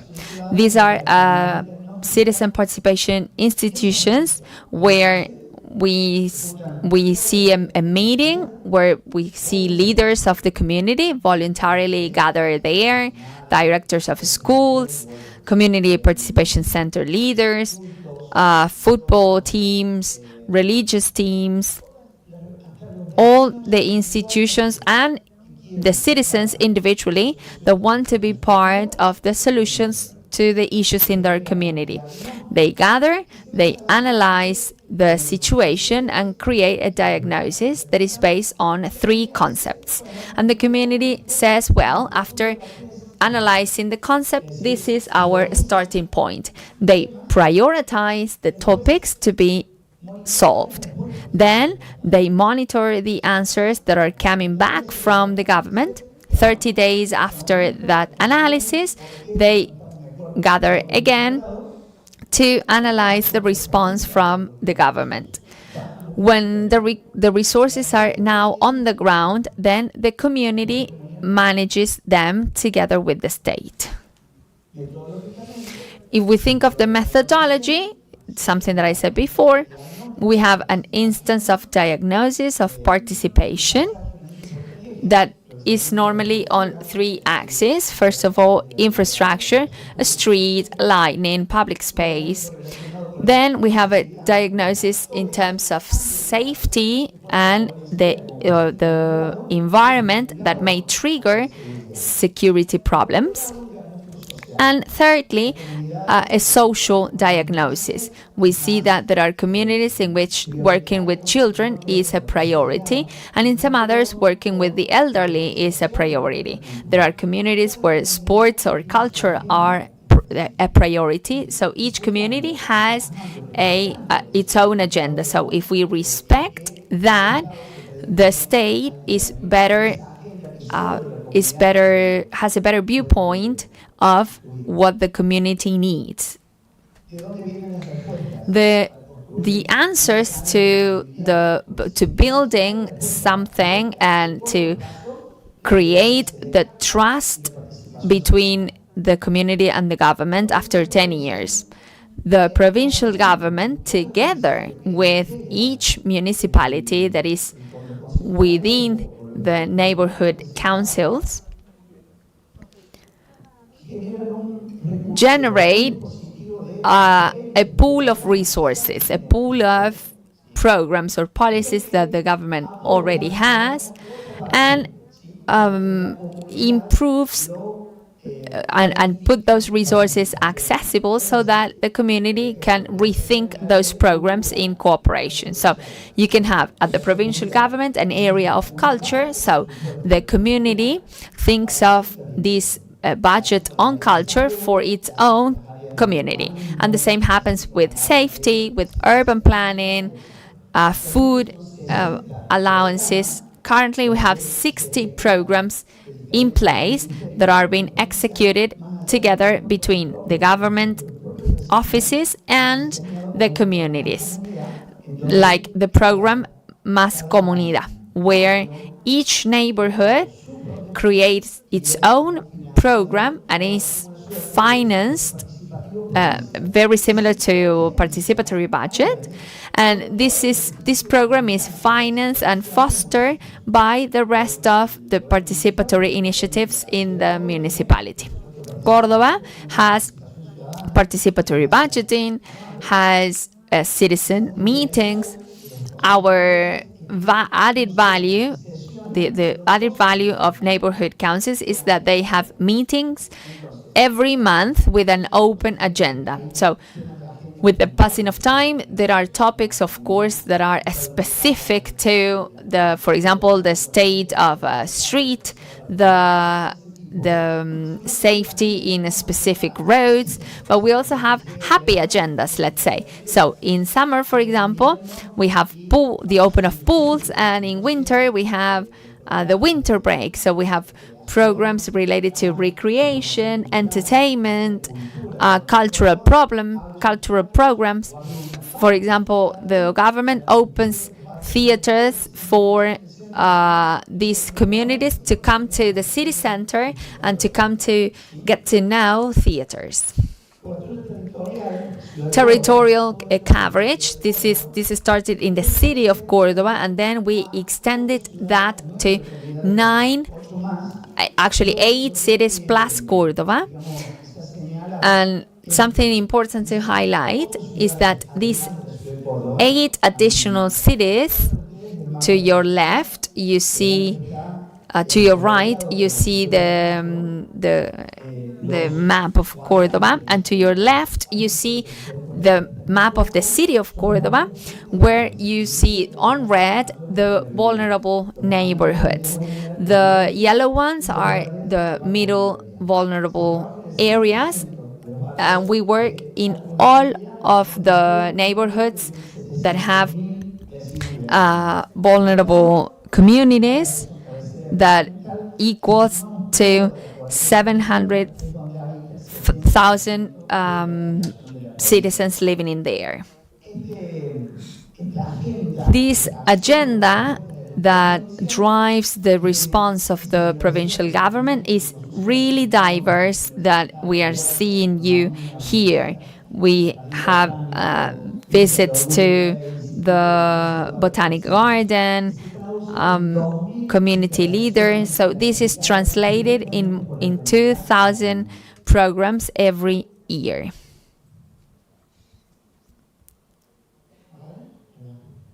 And this means, this is to sum up some of the milestones. We are celebrating 10 years of the creation of neighborhood councils, and with a qualitative impact, these councils were born to prevent insecurity, and after that they consolidated as a tool for urban transformation. neighborhoods along the way, they have suffered from different changes and changes in infrastructure. And by means of this cooperation between the municipality and the provincial government, there was an investment of 10 million pesos to finance different programs.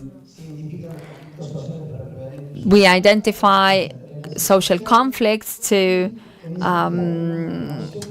fight against poverty, and we work to prevent exclusion, to be out of the system.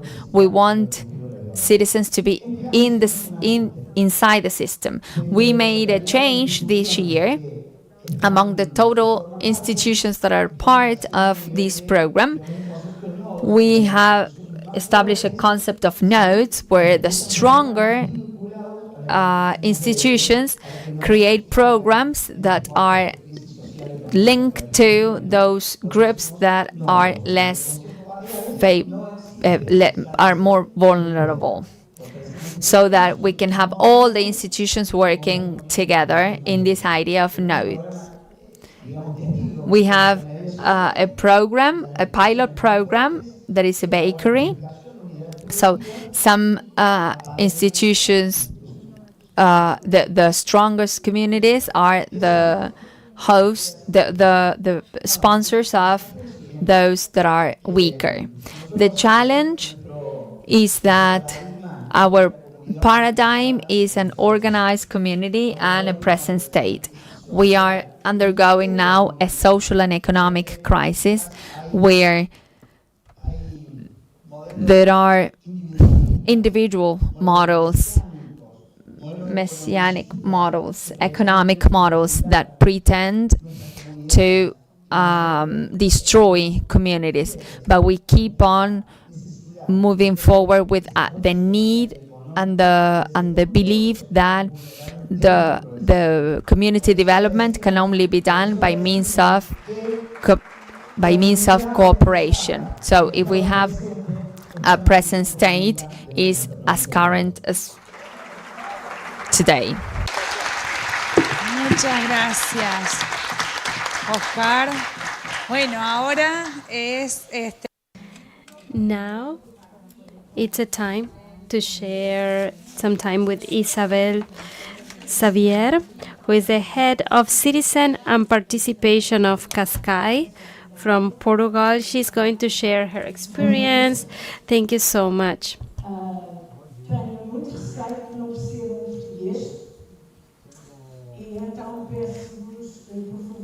Good morning, everyone. Please, I ask you to raise your hand in case you feel that you don't need to use interpreting devices. First of all, I'll ask you, what's participation? Can any of you give me one word on what participation is? To be part? Inclusion? Caring? Respect? Commitment? To be part.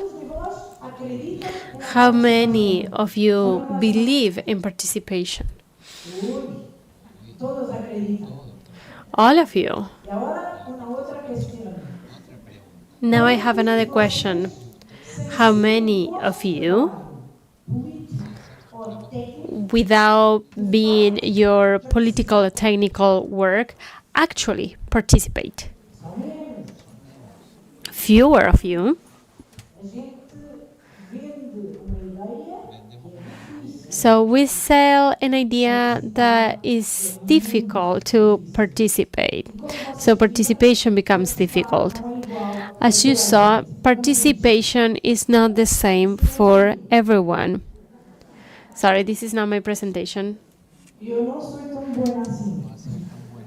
I am not good on this.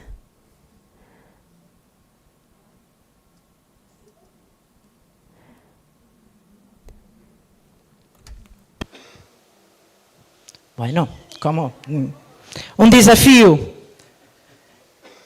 So this is a challenge. ¿Sí? ¿Avanzamos? Bueno, a mí... Well, should we move forward? I love talking about participation. So here, Elizabeth will have to tell me to stop talking. How many of you know where Portugal is located? In Europe? What about Cascais? It's very close to Lisboa. Have any of you ever been on Cascais? Let's see if I can show you Cascais. No. No worries. Despite all of this, we're going to continue talking and trying to share the experience of Cascais. In 2026, Cascais will be the capital from Portugal for democracy and the European capital for democracy. Thank you. I'm nervous, sorry, because the PowerPoint presentation is not showing. Cascais will be the European capital for democracy. This is not because we have a lot of tools. It's because out of citizenry, we make a real practice to participate and to have citizenship. Oh, let me show you here. This is Cascais, close to Lisboa. As I said before, to have participation and citizenry, it's important to do something difficult, and that is to seize power. And as politicians here, as the council member who is here, he should seize his power so citizens are able to gain power, and it's difficult to empower citizens. Many times we create tools to ask them different topics. I ask them, what do you think about this? Do you want black, or do you want white, or do you want yellow? And they say white. But then I said, no, we have to do it yellow because of different technical aspects. So participation loses credibility when we do these things. So it's difficult to transfer authority. And because these people transferred their authority, people are able to have more power. So here we have 14,000 people living in here, 136 nationalities. So that means that 20% of our people are foreigners. This amazing area, I invite you to visit us. However, what's the diagnosis? Everything that you already know. Crisis in representation, because those that are supposed to represent us may not do it. There is an increase on people not voting, because they will say all of them are the same. There is no difference. Third point is that local governments are spaces of reinventing democracy. And Cascais responds with strategic vision of public policies. Participation should not be a set of tools with no purpose. So participation should be a system. Participation is not one specific action. Let's say a budget for participation, or to have a panel of citizens, or to have policies that will ask how do you think certain things should be built. That's a very strategic and transversal. So the principles should be accessible for everyone. Participation should be interconnected. They should be talking to each other. They should be transparent, and it should be universal. Everyone has to participate. When I say everyone, I mean everyone. And that's what it makes a difference. So technology tools, we should implement them in different format.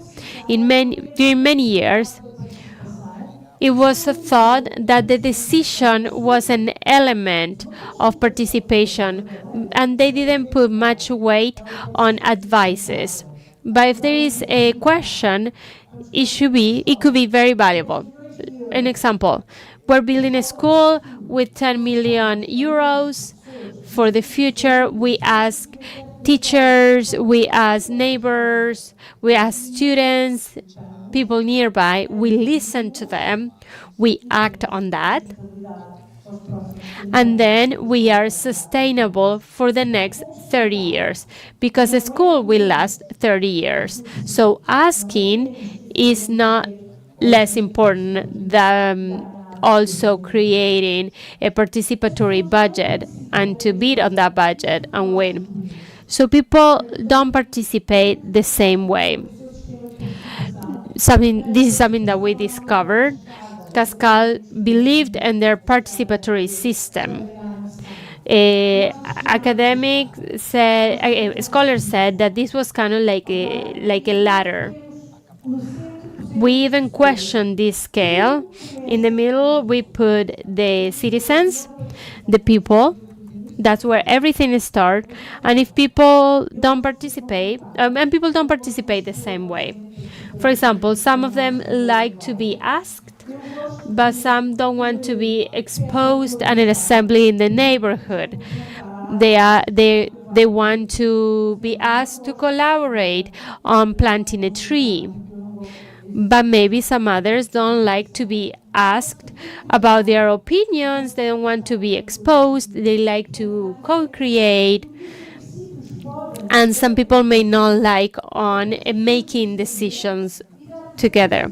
So the government should put people in the middle and give them the opportunity to move around all these different areas. In this case, people should be located in the middle, and then all these tools should be connected among each other.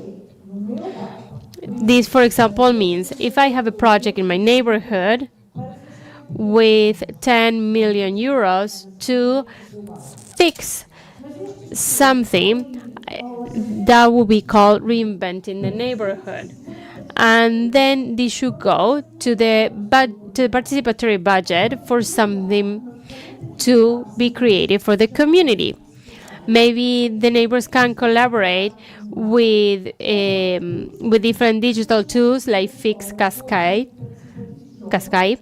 Maybe they want their children to participate in the participatory budget for the youth. And maybe the elderly can go to their own participatory budget. So when all of us are born, we are all citizens. And that is not under questioning. But we are not voters.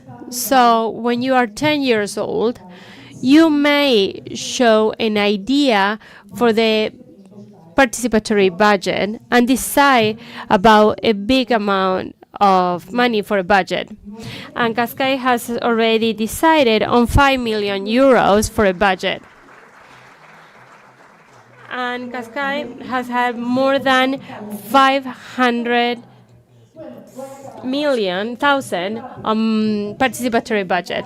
Sorry, I have to continue on. I don't have much time.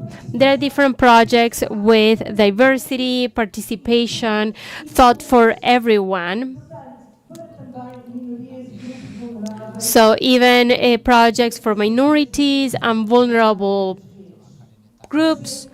It's important to work on these networks to create bridges, to learn from each other, to learn from Argentina, to learn from small islands in the Atlantic. So welcome to Cascais.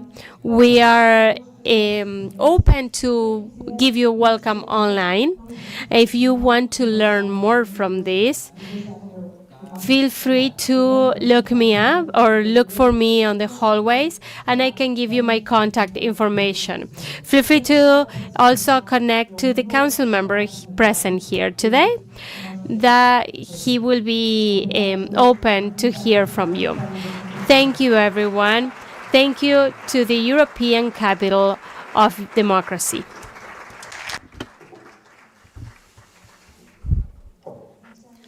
Thank you very much, Isabel. We keep on taking down notes of what you are all the ideas you are all developing. We are going to hear now Ivan Misau, Secretary of Citizen Participation and Community Relations from the government of the province of Salta. A beautiful name of the department. So the floor is yours. Good morning, everyone. How are you feeling? Well, first of all, I would like to thank the organization. It's an honor and a challenge for us to be here, and a challenge as well to summarize in 7 minutes the work that we do at the Secretary. Before I move forward to that, I would like to let you know that Science from Salta is greeting us. He's a facilitator so that we can do what we do in the Secretary. Before I tell you what we do, I need to give some context. Salta. How many of you know Salta? Many. Cafayate, the land of wine. I'm not going to speak a lot because we're going to have problems with Mendoza. I want to tell you that we know Salta from the touristic point of view. We know Cafayate, good wine. We know the valley, the north, and the hot weather. But Salta has a characteristic. It has weather diversity. It has a diversity in production due to those climate conditions. And we also have richness in culture that is vast. Salta has 13 indigenous communities. It limits with 3 countries and 6 provinces. So, in this human richness and cultural richness, there are differences in structure and the way communities are structured. So what happens to us? Sorry, I haven't moved on the slides.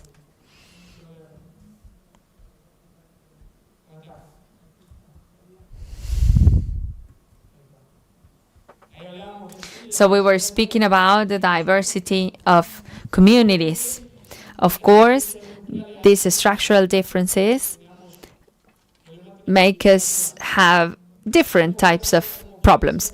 We can see Salta as an opportunity, but as well as a contradiction when we speak about poverty, unemployment, or violence. So how can we ask for citizen participation when we have problems at the social level that require urgent response on our end? How can we ask an indigenous community to come and participate if they have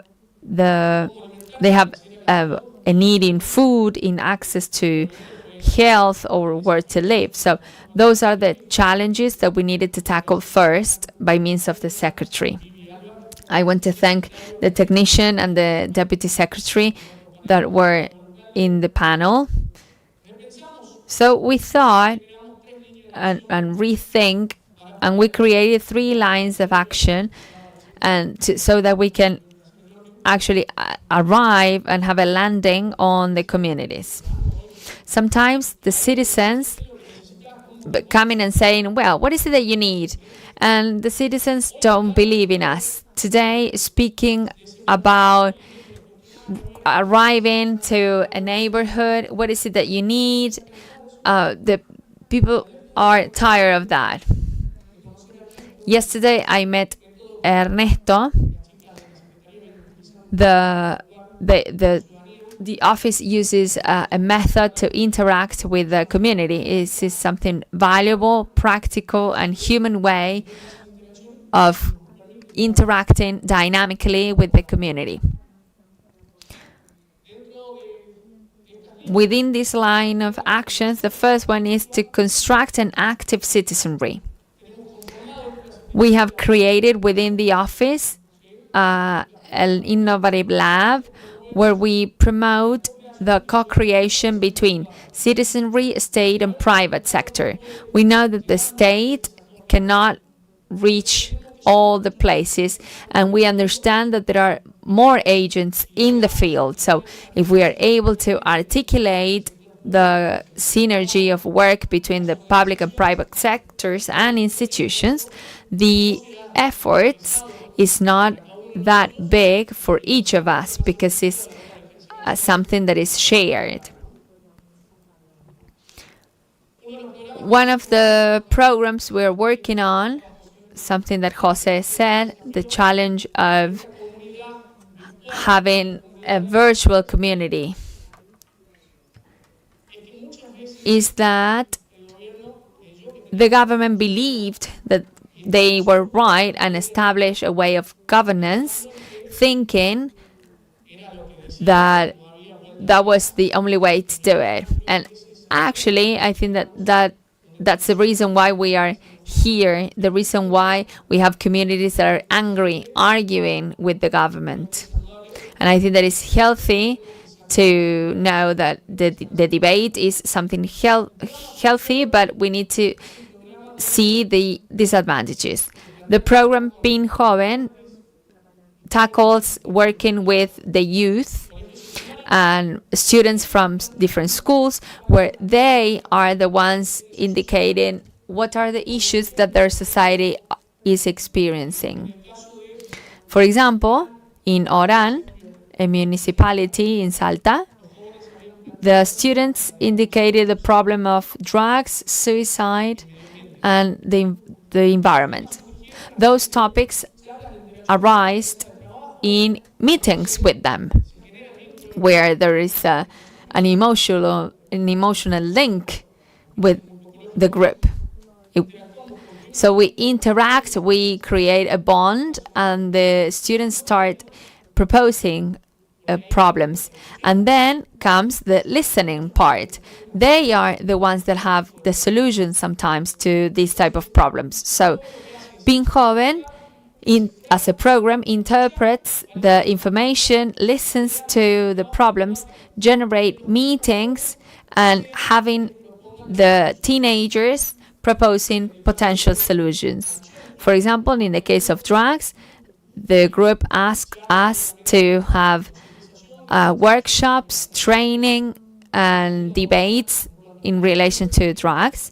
In terms of environment, we were able to work with international and national companies to have more bins in their neighborhoods, to have recycling plants. Other program that we have in place is, this is what we've been speaking about, the need of cooperation between public and private sector. We have Impulso OSC, organizations of civil societies, neighborhood centers. What we do by means of this program is first giving tools to the community. I don't know if this is the case in Córdoba. There are groups of neighbors that think they know they already have an association. We give them the knowledge to actually form legally this type of civil societies, to be a legal entity within the state. And then we prepare them based on the approach and the perspective they want to take on, maybe something more geographical or of prevention. So we see how we can organize them and let them know how they can generate their own resources without coming back to the state, by means of workshops on finance, workshops of finding channels within the state to generate and propose solutions. Shall I summarize? Oh, sorry. The council that we want, that's the name of other program. I need to thank Argentina Participa. That was one of the projects that was granted an award yesterday. What we do is to bring this sense of participation to the legislative assembly boards in the cities to work on the problems that communities have. Then we have the network of interrelation cooperation. Working in teams is the only solution. We understand that having multiple religious teams and communities needs to be something that we tackle in the community. So we provide tools to find solutions for the issues that they arise within the work on the territory. Then we have the initiative on youth. This is the program that I like the most. This initiative is a role play that we do with students at secondary school, where sometimes in this digital community and the opinion that the social media generates. So now the youth takes the role of the executive or the legislative assemblies. So one of them propose a plan of working, and the other group, the executive, monitors the working. They have different debate meetings, and they choose their representative. And the closure, they propose a draft that will then be treated in the legislative assembly. Each of the groups speak in favor or against the project that is being presented, and then we send these projects to the legislators so that they can actually treat that in the assembly. I will end up my presentation with this: the promotion of entrepreneurship and cooperation as a strategy for productive inclusion. If we don't have work, it's very difficult for us to participate, to have an active role. If we don't have an identity, it's difficult for us to feel that we are part of the participatory mechanisms. We have created a public school of entrepreneur. We teach the purpose of doing things in a different way. Sometimes we have an ability, we have a skill, we know how to build things, so we try to foster and improve those skills so that they can start their own businesses. So if we think of communities, there are a lot of handmade artifacts, and there isn't a market for them to sell their handmade crafts. We're working with the fair Potencia. It was done in the capital city of Salta. Sometimes it's easy to speak about citizen participation, but it's difficult to think of that in smaller cities. In the capital, we have more than 400,000 visitors who bought artifacts and crafts handmade by the community, which has an economic impact on the community. And now the fair is moving around. This year is going to be in Tartagal. So it's a fair that is moving around to foster all the communities. And then we have the cooperative office. We have taught to different offices how to work together.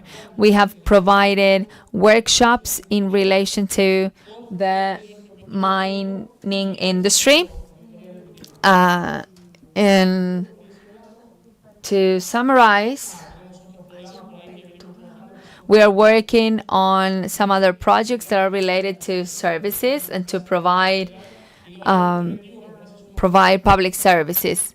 We are working on citizen safety, even though we are working this with the security ministry, and we give the tools to the community so that by means of as they live in there, they can identify issues and solve these problems. So there isn't participation if there isn't a political will, if there isn't the need on our end to work on participation. There is injustice without inclusion. And the challenge is to innovate in the public sector to reinvent the human and the institution. So we move from the desk to the ground, which is fundamental for citizen participation. Muchísimas gracias, Iván. Thank you, Ivan, for participating and for sharing this information with us. So now, Camilo Aedo, as head of the Department of Citizen Participation of Temuco, is going to share with us information from Chile. As everyone stood up, I think I'm going to use the same resource. Thank you, everyone. I am thankful for being here today and having the opportunity to speak in this conference in Córdoba. Last year, it was in August, so I am very happy for being here. I am going to use the same resource as used before to show you where I'm coming from. Do any of you know Temuco? Oh, can you raise your hand? Oh, more people than I initially thought. Temuco is a middle-sized city located in Chile, near the capital of Santiago, and 600 kilometers from Chile is Temuco located. Once democracy came back in the 90s, we had different mayors that were more central right, that had more central right viewpoints. So if we share this or compare this from the political science, we would say that the model is a paradigm as we know as governability. Something changed here. Oh, you don't see my slide. Oh, here. The paradigm of governability is basically a way of working and understanding the government. So whatever that lives in this vertical aspect and everything that happens in closed door is different from participation. So in 2021, when Mayor Negra Burto starts his term, he decided to change the paradigm. And he said he was going to change the governability to a different one. So now this happens within the participation paradigm. So what happens here is that now a more horizontal viewpoint is more inclusive, is closer to people as well.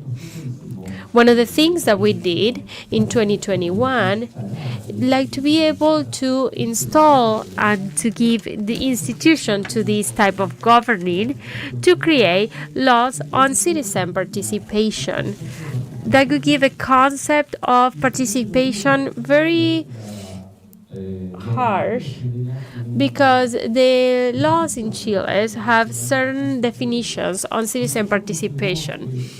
We think that citizen participation is the co-building on issues that are solid or that are solid. So it's not easy to change a model from something that I explained to you before to a model that will have active participation from the community. While keeping in mind this concept of participation, we decided to incorporate another element that is not very common of participation in Chile. It's because participation, besides being linked to diagnosis, but when you do a diagnosis, they will say citizen participation. What we decided to do was that participation had to be developed within the policies, the diagnosis, the implementation, and the assessment. So what have we implemented? We have that's the traditional typology on democracy, mechanism, processes, and stable participation bodies.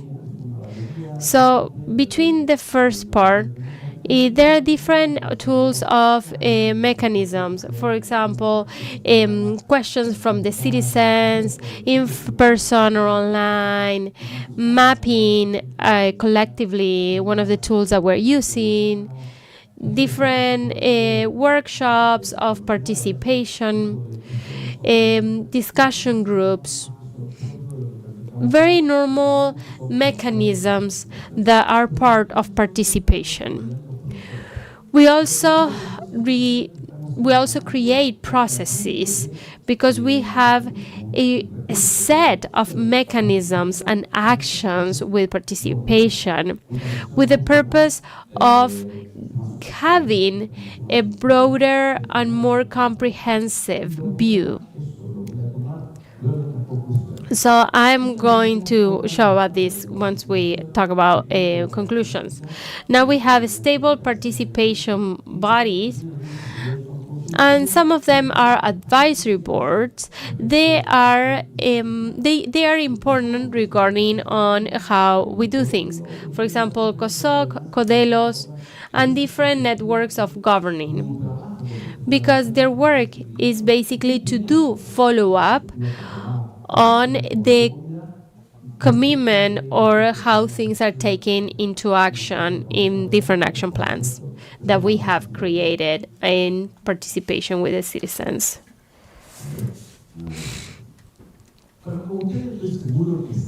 And I know that, there are different effects on participation. In scholar or in academia, this is a very deep subject. Some of the things I want to show you to give a justification on participation in our area, we want to deep dive on democracy and participation. In general, what was said yesterday is to change some things like the distrust on people, and also to have more power as a whole from all the citizens. And even I had a conversation with Jose about all these things. So all of these things generate participation and empowerment on all levels. There is something that I wanted to also present.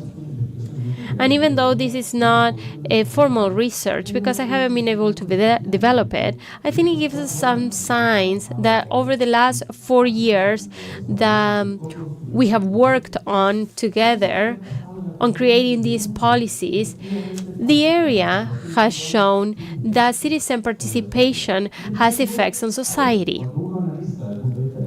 When you look from the academia and you see how to empower participation, it has different variables. One of them has an increment on new organization creation.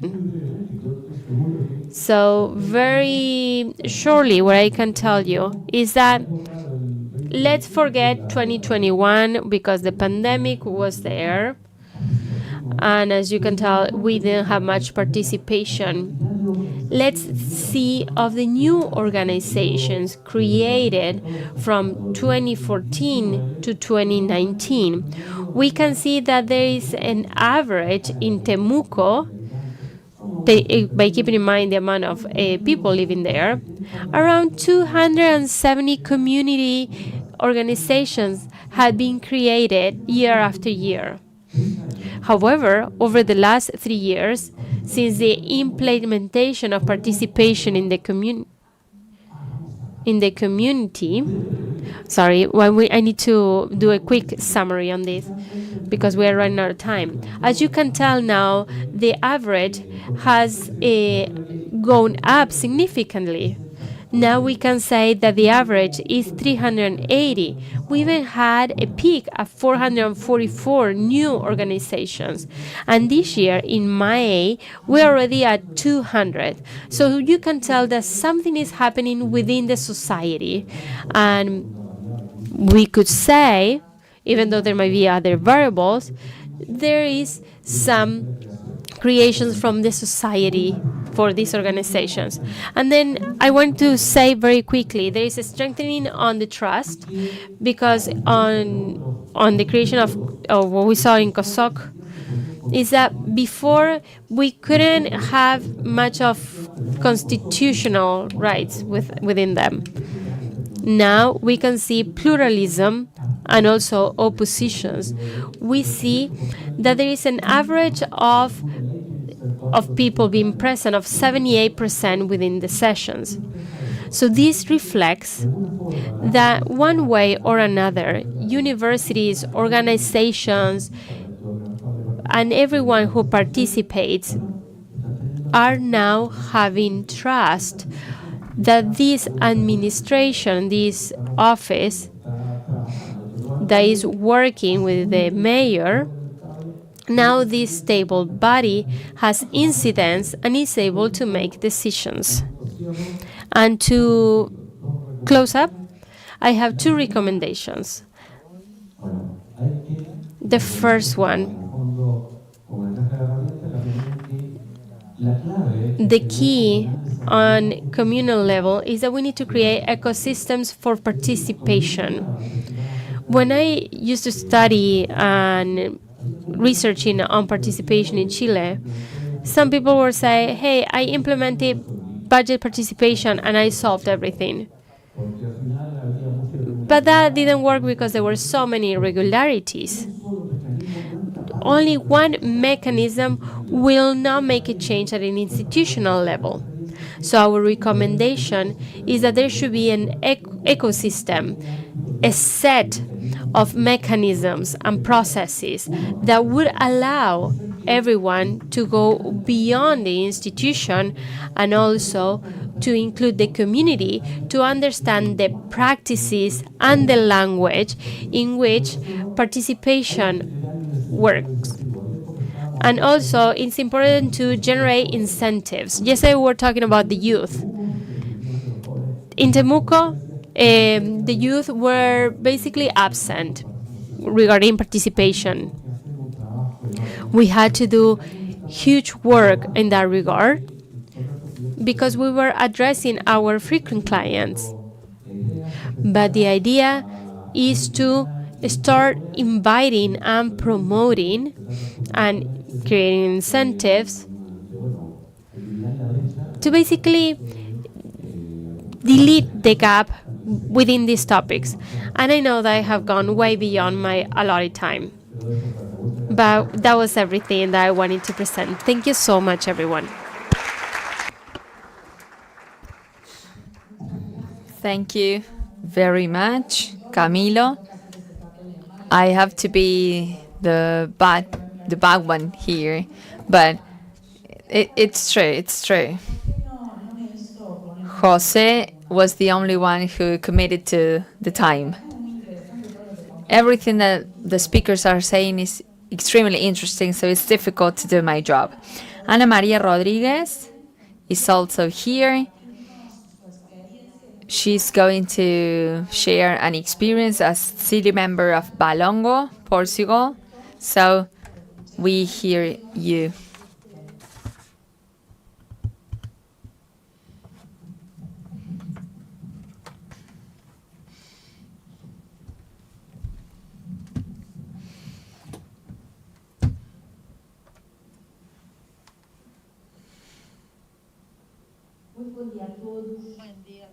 Good morning, everyone.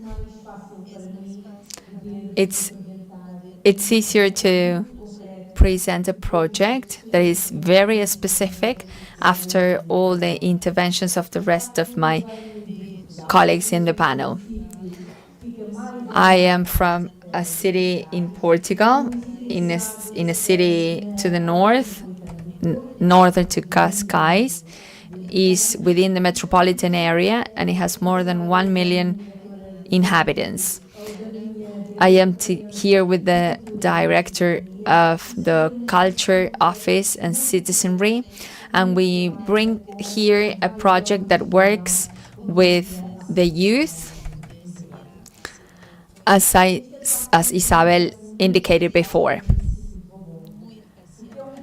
It is very special for the municipality because it's a project centered around children in the changes of the cities. We give them an active role in the implementation of projects in the city.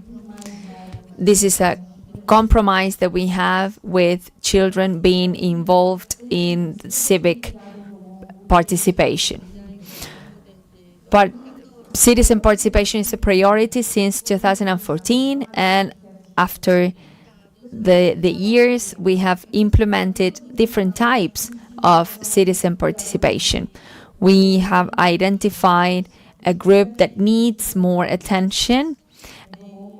The process of getting children involved in public citizenry is not because we believe that children know everything, but they know things that maybe adults forgot.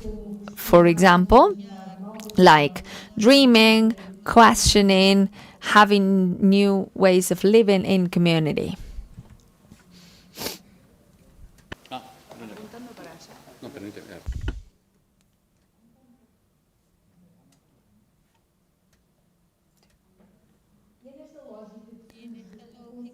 And from this perspective is that we created the Children Council. It's a practice within an international program, and it was created to give children a say. At this stage, children are more difficult to influence and they are more spontaneous. So it is useful to hear them attentively. In 2021, the municipal of Bolongo integrated the red La Cita dei Bambini that was inspired in the psychotherapist Francesco Tunici, that is centered around children input. Bolongo was the first group that integrated the network of more than 30 years of experience and with international presence. Based on this viewpoint, we created the Children Council that allows children to be part of the decision-making for the projects that will change their cities. We'd like to hear them about the problems that they see in the city.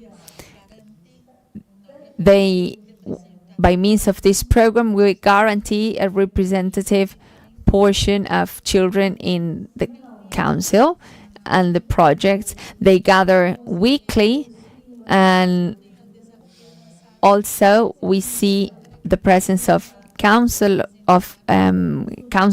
members. They present reflections and the challenges of the land to create methods and to create solutions that are based on problems in security, environment, to have spaces for entertainment.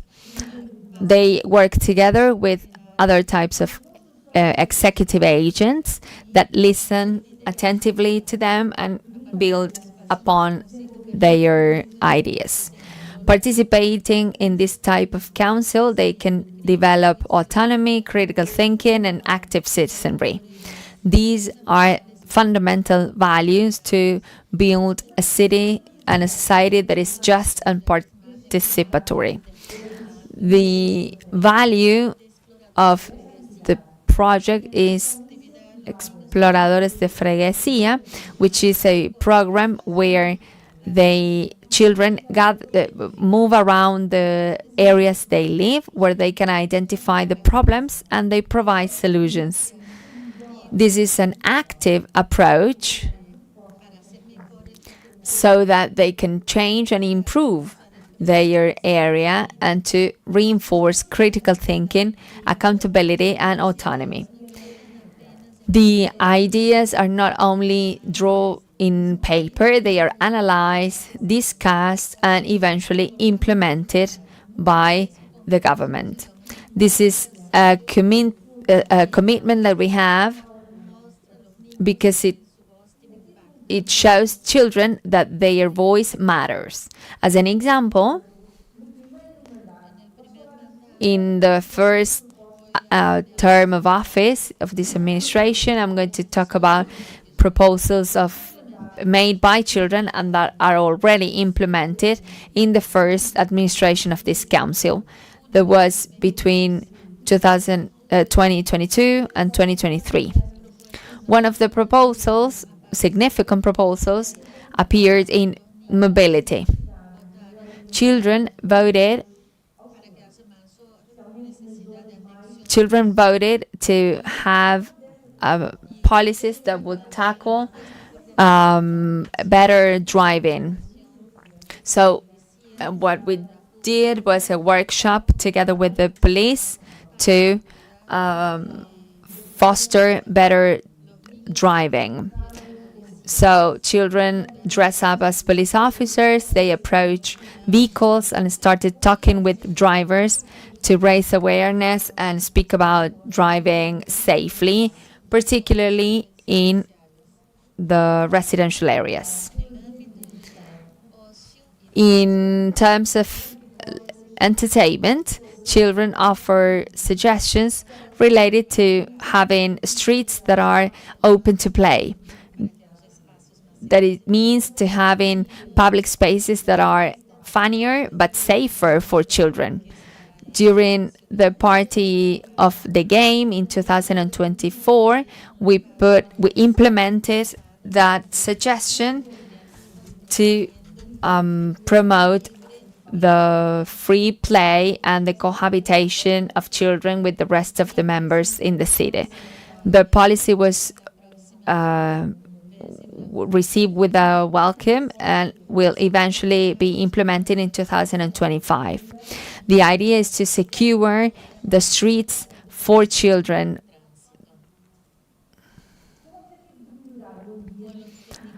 With the purpose of improving the environment, the members planted trees in different areas of the city in 2024. Our community, with the support of the municipality, children were part of this project. They learned about the process and the importance of having trees and biodiversity. During the third administration, which was in 2024, we opened an office dedicated to play sets and a workshop for plays and games. They had the chance of actively working on the municipal activities. They presented ideas such as building cars with recycled materials and the possibility of customizing games and toys, as well as traditional games that could be donated or could be exposed during this workshop. This last suggestion was actually implemented in May. Due to this initiative, children have a more positive relation with the community, with the school, and with the neighbors. These initiatives multiply the spirit of participation and trigger and they share the experience at home and at school. This council is an invitation to the rest of the cities to stop speaking about children and they speak with the children, because when the city takes care of what children believe, the city is fairer. It is beneficial for all to have children involved.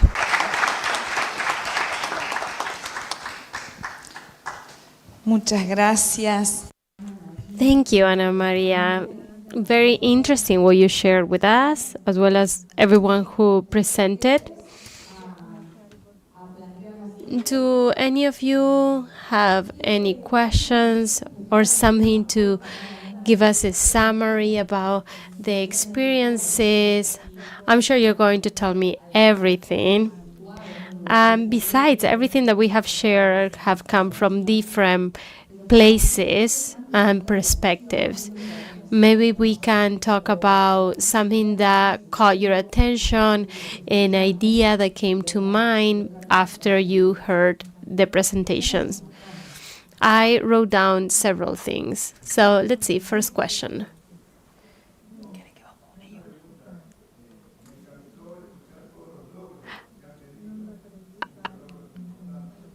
I love talking about all the benefits that were received. What are the challenges you have seen and how have you solved them?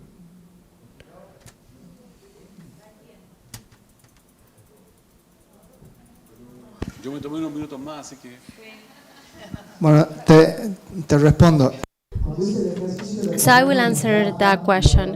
When I said, let's look at this from this lens, all the challenges had to do with the issues that we were having, especially trying to strengthening the leadership in politics.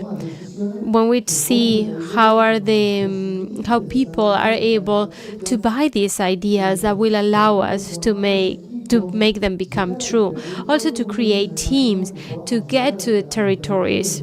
And sometimes we want to get to the territories and also interpret what's happening. To see basically how we connect with that community fatigue and that people do not trust. So how can we create a process? And after we create that process, there are more processes that get created and we need to manage. So we see in our toolbox how to incorporate those tools, so next time we're there, we can continue making progress. But everything that you have seen here are challenges and learning experiences. Something that the community showed us is to be more humbled about what we have learned from the neighborhood. Has a different timeline and a different language. So we need to learn from that. Yo quisiera reforzar un concepto en términos de desafío. Es un tema de... So I wanted to talk about the challenges. It has to do with democracy.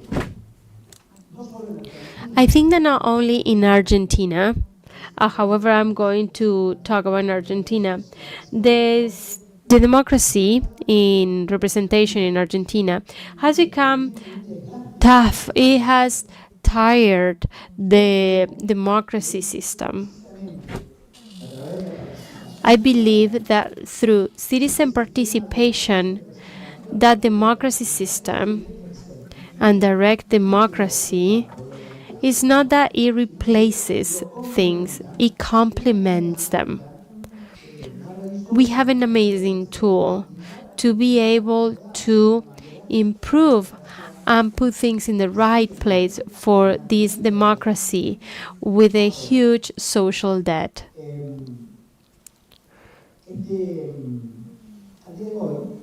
To this day, we know the value. What I say it with conviction, but I think we still have tools for citizen participation because it's not moving much things, because you can tell there is still some fatigue and expectations that are not met. Our biggest challenge will be to get to a big amount of people that will feel that democracy is healing. We are convinced that through these type of methodologies and empowerment, not being scared of participation and people being part, not being afraid of people getting upset, because we're full of fails where people show that they are upset. So we need to start moving things around so we can have numbers or indicators that say, okay, this helps to improve the quality of life in my neighborhood, as well as the democracy and representation of it. Thank you so much. I will. Yeah. What I will ask is that please ask the question to the microphone. Good morning. My name is Monica, delegate of the Mayor of Ecuador. I congratulate you all because this experience is really beneficial. I work with Monica. We work in citizen participation, and I feel moved because we work for the people, and also we work for those that are marginalized in rural areas, even though it is true that what all you said, but how rural areas where needs are not maybe that visible, we work there because they don't have a sewage system. We also see health indexes. We see that they live in very bad conditions. I know that you are carrying out an excellent job and it is within a legal framework. Is it in a legal framework? I congratulate you for the work you've been doing. What we were speaking about the complexity of landing to a community with strategies when actually you have some problems in structural problems that require an urgent answer. So in that context, what we do from the Secretary of Citizen Participation in Salta, we feel that we are in a turning point. We were able to articulate at the provincial level first to, in order to reach a community, we look for a leader first. We cannot go to communities with a survey to an indigenous community because they don't know who you are, why you are there. They don't recognize you. They have their leaders and they have their needs. So the first thing we do is to establish this bond to tackle the issue in a transversal manner, to find solutions, and then start articulating through leaders to connect and interact. After that, the work in the ground can be seen in a long term. There is up from there a permanent link between the community and the institution. So the challenge is big, but I understand that through all these mechanisms that we have developed, by the end of the day, we will be able to have a significant group of citizens participating. The same way as I see that in Salta, the mining industry is in a boom, the participation of citizens will also be that strong. There is a need from citizens to be heard and to see solutions to their problems. So I hope I have answered your question. Thank you very much.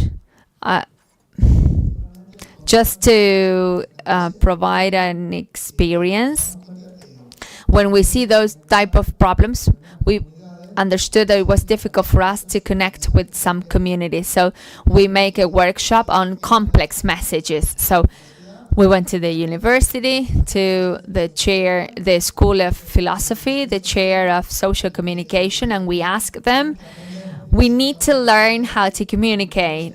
We learn how to do that in simple terms. What do they do? Why you do what you do?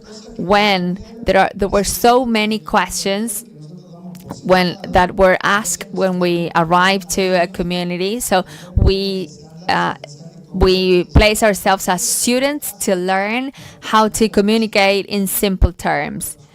And Argentina needs to have a debate on the constitution.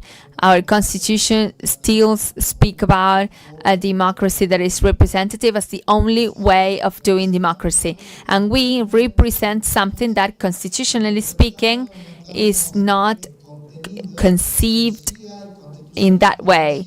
There are provincial constitutions that start speaking about participatory democracy. Muchas gracias. Vamos a pedir, por favor. We'll ask you, because of timing, as we are overdue, 15 minutes, I think we are going to let people to ask two more questions. And after that, we are going to be here on stage so we can exchange contact information. There are some stories of over 10 years, and sometimes it becomes difficult to have individual answers. So I think it will be a good opportunity for us to stay here on stage and exchange contact information. So there are two people. We have three people. 1, 2, 3. Hello, good morning. I am Pizarro Leonel. I am from the city of Córdoba. There is a neighborhood called Arguello with more than 300,000 people on it, very densely populated. And you could say also forgotten by politics. However, for the last 10 years, since the intervention of neighborhood advisors, we started having participation. That participation allows me to be here. Before, I would never participate. I wasn't committed to anything. That participation allowed us to be visible and heard. Something I'm going to tell you, it's difficult to believe. Some parts of our neighborhood were without public lighting. We didn't have streets in good condition. We didn't have concrete paved roads because of the huge population that we had. However, we were able to get that because of the secretariat that's called the neighborhood advices. So now all of you here in the panel, I want to say that I am grateful to hear your experiences because you were able to hurt the population and this sector. So I'm going to ask for a round of applause for you to continue doing what you are doing. It's very important to hear others. I also want to mention somebody called Oscar Arias, who basically helped us in this area. Amazing person. He got to our community and transformed. For example, the Center for Activities are incredible. I have to thank them and also the government of the province of Córdoba. Right now, a hospital is being established with 60 hospital beds. That's an amazing feat. This being built right now, but let's hear about all these transformations. So a big round of applause for all of you. Thank you so much. Ahí acercan el So we're going to hear the last two interventions.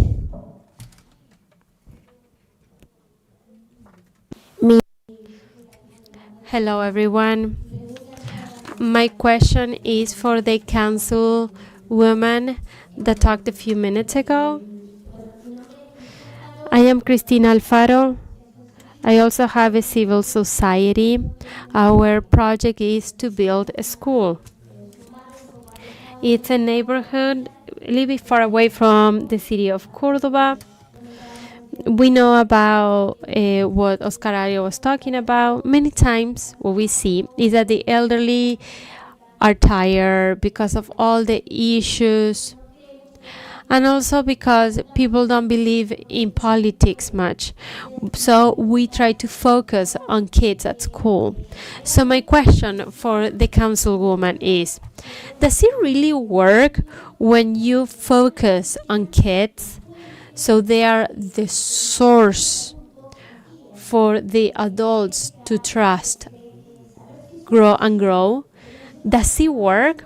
Because we are focusing on kids, because we know that there is hope, and we want the adults to know that the world can be better. Can we believe in the government? Can we believe in politicians? Can we believe in the police?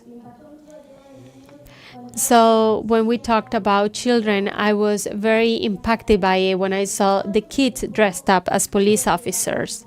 So how long does it take that dream to become a reality?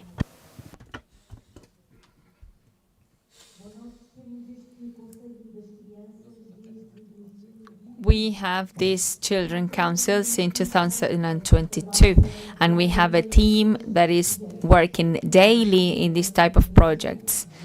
The director is leading, Susana Gomez, the one to your left. She's the one leading this project and this council. We work with schools. They are randomly picked. 24 children between the ages of 8 and 9. This is a randomly pick because we have no issues with representation. We don't have children who are like ready to speak. We don't want children to be pushed by adults to be part of these processes. They are chosen among a group. They send children that are willing to participate, and then we randomly pick them up. After that, we communicate with those children and their parents to know if they really want to participate in the council and if they are allowed to be part of the council, because it means work. They need to gather, to have meetings every 15 days. They need to be, parents should wait for them. They should take them back home. So parents should be involved in the process. It is also true, as I said in my intervention, is very important for us, and we are committed to know that if we ask children about something and they have a proposal, they make a suggestion, we need to know if that is feasible and it's applicable. And if it can be implemented, we're going to do so. It's a commitment that we have made with them. When they are back to their school, they see that the proposal that they have made is now a reality. So it's important to build trust and to build the trust in the process and to help adults trust the process. Credibility was lost, we know that, and our job is to rebuild that trust. We are about to start a new electorate process, and if the official winning is the same, we're going to maintain the initiative. Thank you. Good afternoon, Daniela, neighborhood promoter for the neighborhood council. So I started thinking about innovation and when we're talking about public policies. My questions are for both of you that were talking about the youth and children. And by thinking about these policies that adults don't believe in the institution, that we don't participate, and also to participating is learned by participating. I would like to know about your specific experiences regarding to cultural and recreational activities for these kids and youth to build public policies, because they will be tomorrow's adults and they will be in those spaces of decision making.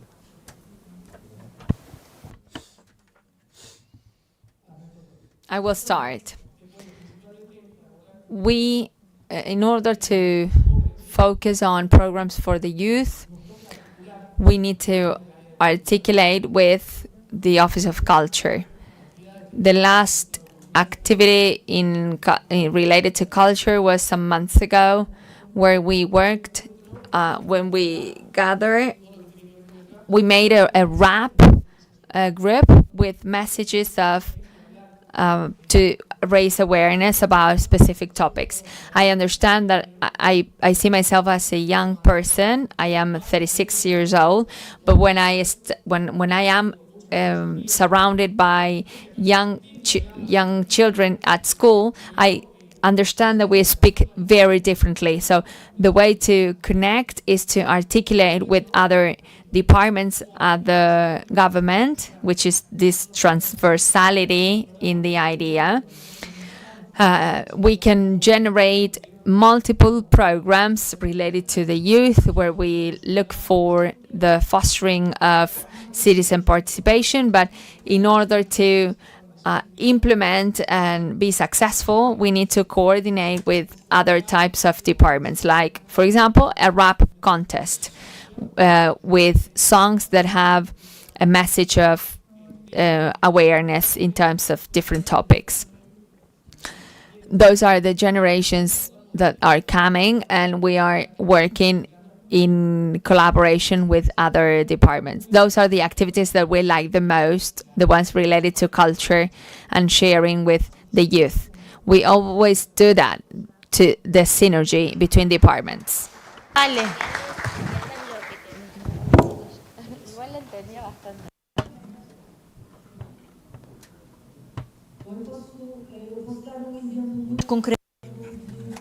I would like to give a very specific example about a process that soon is going to get started. It has to do that we have a cultural process about the plans and the cultural teams. Some of them have not worked with the community. However, I'm not talking about the youth in particular. So we're going to start an advisory process with that community, with all the young people and young adults, to see what is that they want with that cultural aspect, so we can create a plan to respond to these people.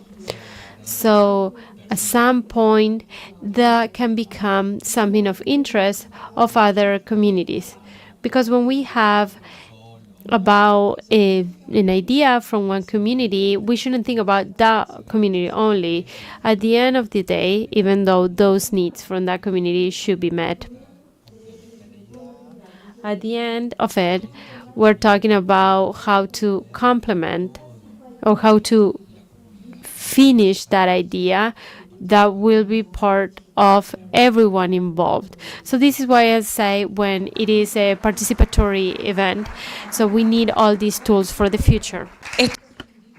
This means that there is a lot of the audience is very interested in the topic. We are going to leave the personal details of all the speakers just to greet you all and to go back to some concepts in terms of what I reflected upon. The topic on methodologies that we saw here.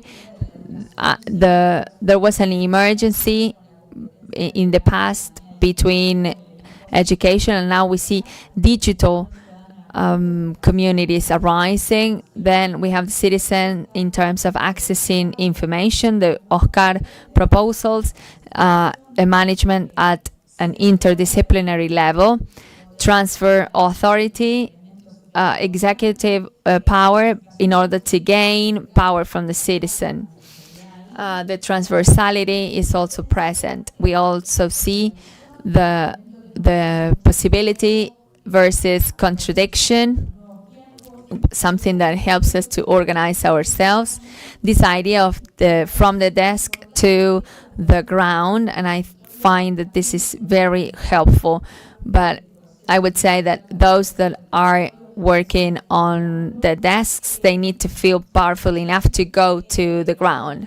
Then governance included as a topic in this speech, the topic on mechanism as processes.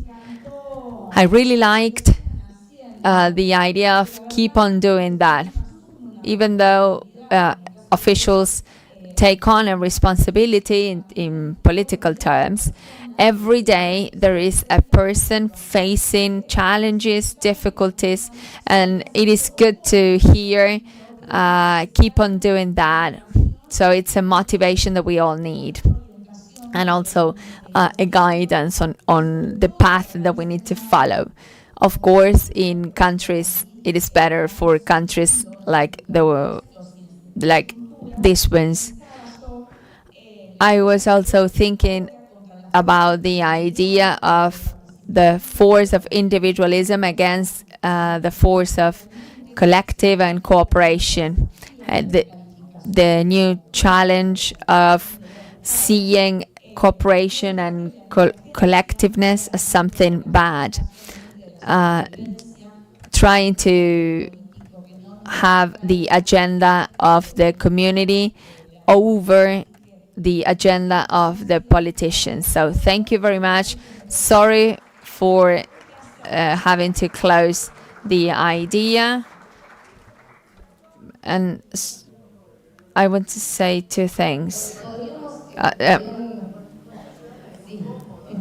Citizen participation is something that is uncomfortable, but maybe you can speak later so that we can set them free. 2 seconds. I only wanted to mention one thing. I know the work that Mr. Arias does in the Secretariat, that he is the head of the participation, the Secretary of Participation with Dr. Viola. I know it's very difficult to work in the neighborhoods because of the lack of opportunities regarding economic resources, and besides, drugs and other things happen in the areas. But I know that they put willingness and they try to move things forward. So with that, I want to congratulate you. But I wanted to ask the person from Salta, and I have been there before. I feel like it's divided into two. One of them kind of like the middle, the city, beautiful, Cafayate. But I have also been to Chaco Salteño, and that part is completely different. Is that something cultural, or is that a lack of policies for development in those areas? Here, as in Córdoba, with the government of José de la Sota, we had development of routes and roads with the northern part of the province. That was solved, not all of it, but part of it was improved. So I want to ask, is that lack of policies or a cultural aspect? Argentina, ¿no? This is the story of Argentina. You have a situation in the south and a very different one in the north. This is particularly in Salta. you have different productive schemas in different sections of the province. And then the concept of culture. But we need to be honest. For many, many years, there were administrations that weren't focusing on that sector. We are working strongly, and that's the reason why I make reference to communities. In Chaco Salteño, towards the north, there are the majority of indigenous communities. 7 out of 13 are living there. And that situation makes it difficult to work if we don't apply a sociological viewpoint. They have a nomad, those are nomad communities that are moving around. I don't know if you have ever heard of the communities Guam. The feature of these communities is that they are nomads. They don't cultivate, they don't have this idea of producing food. Sorry, I will wrap up. They end up being pick-uppers. So if we go from the productive activity to this social schema, having now a government that is present in the territory. Muchísimas gracias. Le pedimos mil disculpas. We apologize for all the ones that had questions, even though we had stopped questioning. You can continue talking to the panelists during the lunch break. But before we take the break, we're going to ask Maria Francesca, Director of the CPC from Route 20, and Ezequiel Franceschi, Director of the CPC from Guiñazú, Ezequiel Flores, the Secretary Deputy from another CPC, and Capdevila, also joining us from a different CPC, that they are going to give a present to the panelists. Please go ahead. Thank you.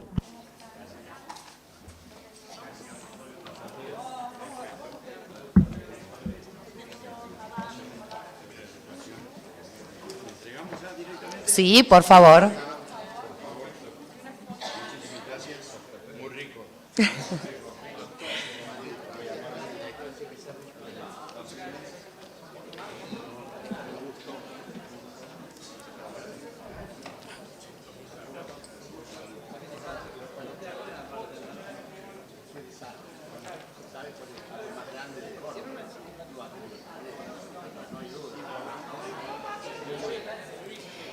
Y de esta manera cerramos.